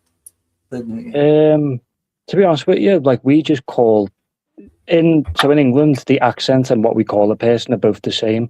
So you would say, "I've got a Scouse accent," and if someone asked what I was, they would say, "Oh, he's a Scouser." Same with someone from Birmingham, you would say they're a Brummie, and it's like, "Oh, but they're speaking Brum." Or like someone from Newcastle, you'd say, what was the Newcastle one? I forget the Newcastle one. Or someone from London, you go, they're a Cockney and they're speaking Cockney. Ah, okay. Dude, that is so awesome. I love it because it even gives more specifics of where someone is from. Mm. And then you could obviously tell instantly, you guys can, because you know the difference in accents, and you relate that to it's all related to the location. Mm. And what are they? So Scouse Liverpool is Scouse? Yeah. Okay. How come? I wonder. Oh, that's weird too. Like, how does that relate to the Liverpool, the name of the city? Is that any relation at all? Oh, so the word scouse, it comes from this old like stew dish that the Norwegian like used to bring with them on seafares, and because it was like very common to be made in the city of Liverpool, that's where people would go, "Oh, you're from Liverpool, you're a Scouser." Wow, that Mm. is so cool. Okay, now I know where that came from. What do they call somebody from like Cornwall? I think we probably just say Cornish. Okay. Oh yeah, that's right. Cornish. Cornish. That's right. That's right. Another place that I went there a lot was I went to visit Brighton. Oh, but yeah, Brighton's meant to be really nice in the summer as well.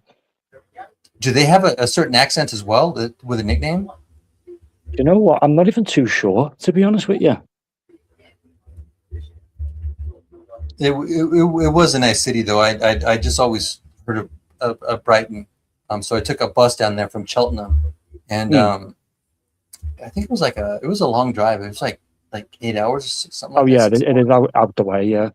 Yeah, and it was amazing, man. It was the first time that I had seen a beach that had pebbles on it. There was like no sand. It was just all rocks. And where I grew up in San Diego was sand. You know, Mm. so that was a big thing for me. But anyways, the boardwalk with the park on the boardwalk, and then I was Mm. able to find a hostel, stayed in a hostel right across the street from the beach. It was £10 a night. It was so awesome. It was so cheap. So yes, that was and it was funny too because when I was walking in the city center, all these crazy people, just amazing people, walking different kinds, walking up and down a thoroughfare, and it was fascinating. And then it was one I just like looked up, and it was this woman. She was you know how they have those like signs that stick out from the buildings, and then like Oh there's yeah, enough, yeah, there's kind of like enough room if you want to sit up on top. Well, that's what she was doing. She was sitting up. It was like a ledge and a sign, and it was like open window, just in front of everybody. She was just naked, and I'm like, what the heck? And I was like, so it was a very weird like experience. weird experience. Yes, weird experience. But yeah, Brighton was pretty cool, especially being so far in the south. That was the furthest south I'd gone in. Well, that's all the way south in the UK. I wish I would have went more east though. It would have been fun to go to Cornwall. Mm. Have you ever North been? is pretty fun as well if you go north. I want to go north too. I haven't been any more north of Birmingham. Mm. Yeah, that's the furthest north I've been, and the most of the stuff I did was south of all that because I was staying in Cheltenham, so I went to London and then I went south. Oh yeah, Bath, Cardiff, Cheltenham, London. Yeah.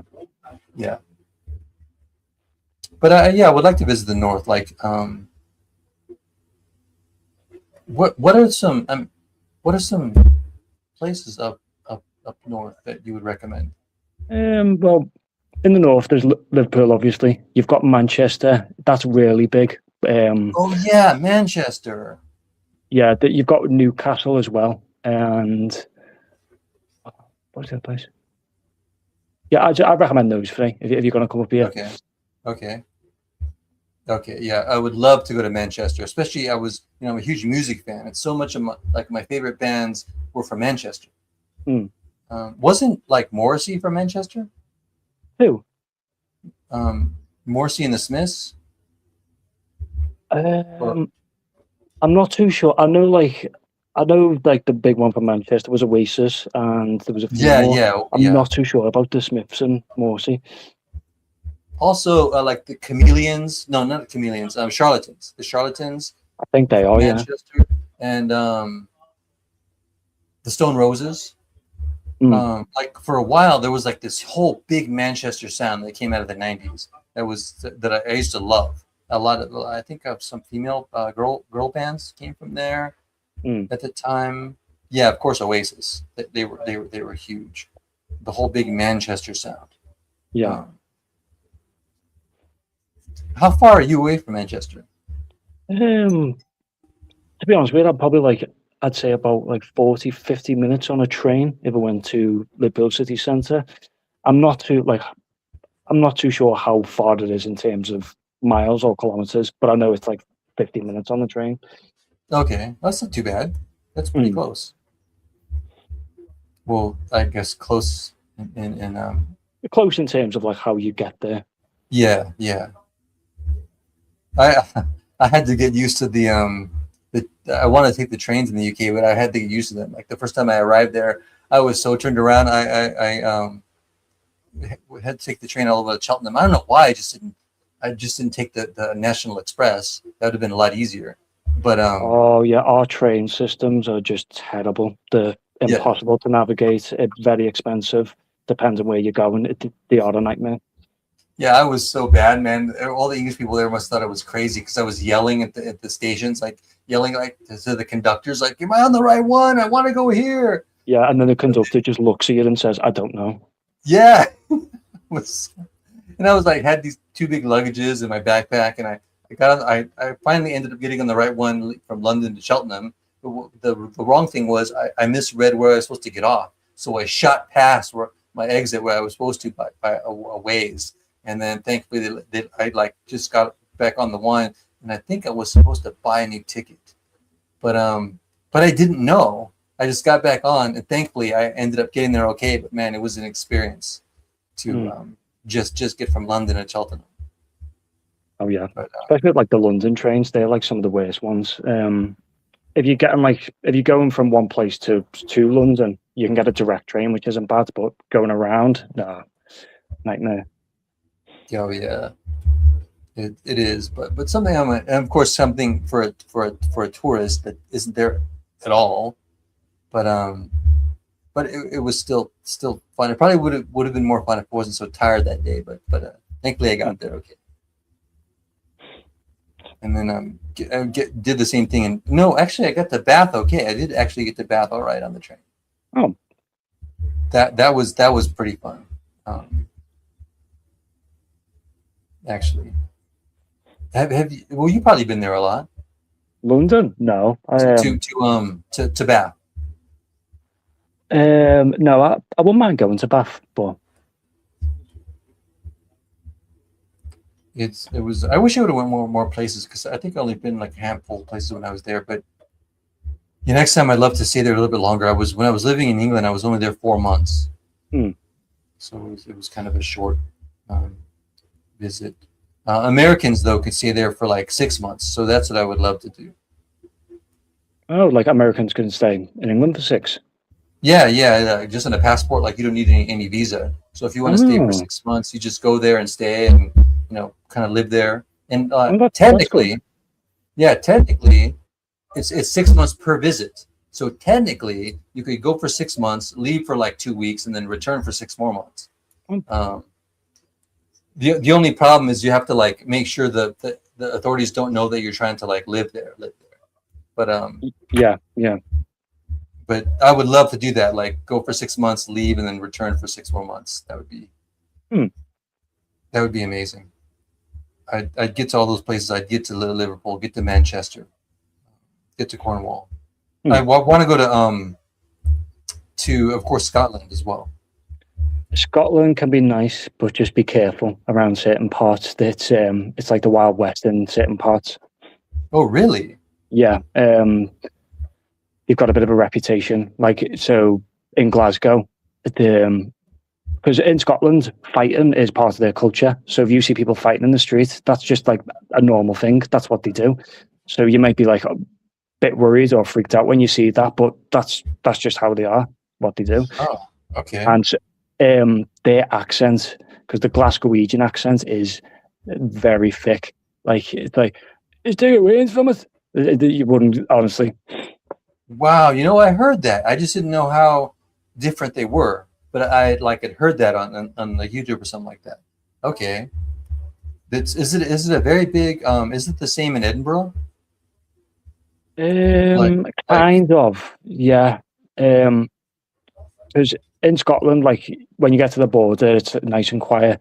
Then when you get to some of the bigger cities, you can keep going further north where you've got the Highlands and the Isles. They can be like a fun trip, but you've got to plan it because you've got to like go on the boats and the ferries over. And okay. Yes, I forget if it's more sparse up there with driving and stuff and roads, and it's not the same as down south. Mm. I keep forgetting. Well, I keep forgetting that because I haven't been there, so I wouldn't know. Yeah, that would be take planted because I wouldn't want to get lost up there. Mm. But I'm also fascinated by the Scottish accents as well. But now I know it could be pretty illegible considering I thought I could understand the Irish, all of them, and that wasn't the case. Yeah, the Scottish one is like 3 times as strong, and depending on who you bump into, how they say certain things, it's like honestly you wouldn't get it. Even I'd have trouble with them. Oh man, yeah, but I'd have to. And there you can. I'm not sure you can use Google Translate. Yeah, and get off as well because that's how I get away with things over here. Like if I understand somebody, I just stick my mobile in their face, and then it'll translate. But yeah, that wouldn't work with them. No. I was just going to say, I'm just going to hop off now to get all my phones sorted. But just like to say, thanks for having me up, mate. And it's been a real pleasure speaking with you. Yeah, you too. Thanks for coming on. It was great talking with you. Please, mate. Come on again anytime. Yeah, if I see you live again, I'll leave you a comment. And Bear, it's Bear. Just call you Bear, yeah. right? Yeah. Well, it was great meeting you, Bear. And yeah, thanks for coming on. And maybe we'll talk again soon. Hopefully. Thank you, Ben. Take care now. You too. Have a great one. Ciao. All right. Now I got to tell JJ that we got another person on tonight to talk about awesome stuff. A lot of the similar stuff that we talked about last night, like with Spawn and Marvel and DC and preferences.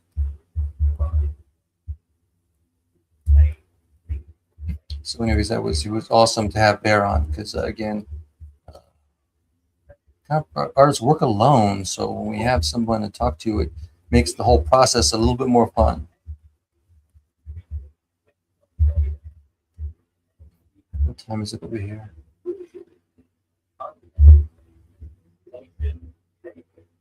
It's almost 1 a.m. I'm probably gonna have to be taken off soon. Gotta hit the sack. Or if they say over here, it's in Serbian, it's lakunok, and Macedonian is dobronok. That's good night. So be saying that in a few minutes. Anyways, I hope everybody enjoyed this like cool conversation we had tonight and a little bit of the work I got done. I didn't get much done actually because the conversation was really cool. So that's okay. That's what I'm trying to get in the habit of anyway, to work and talk at the same time. Yeah, multitask. So yeah, again, anybody that wants to come on sometime, whenever I get on, feel free. Let's see. So I almost got them all done. These aren't going to be too they're not going to be too detailed. I think I'll change the color of these guys' pants to gray.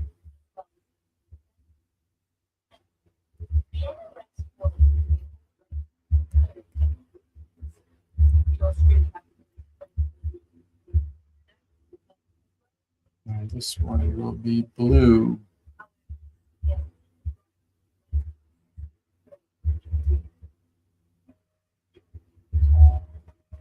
Oops. Too close.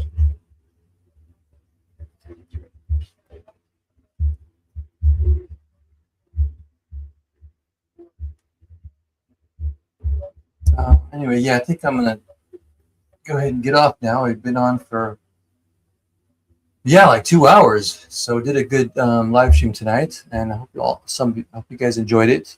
I'll probably be on again tomorrow to get more work done and do some more announcements. Whatever. Yeah, Heavy Atomo's hopefully going to be coming out soon. We're continuing with the interior pages. We got three done, so we're going to start working on the rest of the book soon, and more promo pieces from that. And I'm going to I've started to return to getting more triple threat stuff done. So again, I didn't get to her tonight. This is Violet. Maybe tomorrow night I can complete all the inks to my Violet, my villain. So we're going to command triple threat villain tomorrow. Anyway, hope everybody again check out my websites, benherrerastudios.com. That's benherrerastudios.com and bzcomics.com. And again, you sign up for the newsletters. They're functional, so you can either do newsletter or send me a contact for either one. And what else did I want to say? Yeah, I think that's it for now. Oh yeah, my commission list is open. So hit me up for that if you guys want some really fun, drawings of your superheroes. And yeah, other than that, everyone have a great week, a great evening, a great day over there. It's you guys. It's about it should be evening over there. I'm 6 hours ahead of the East Coast. So, anyways, hope you guys have a great day, have a great rest of your week, and hopefully I'll catch you on the next live stream. All right, ciao.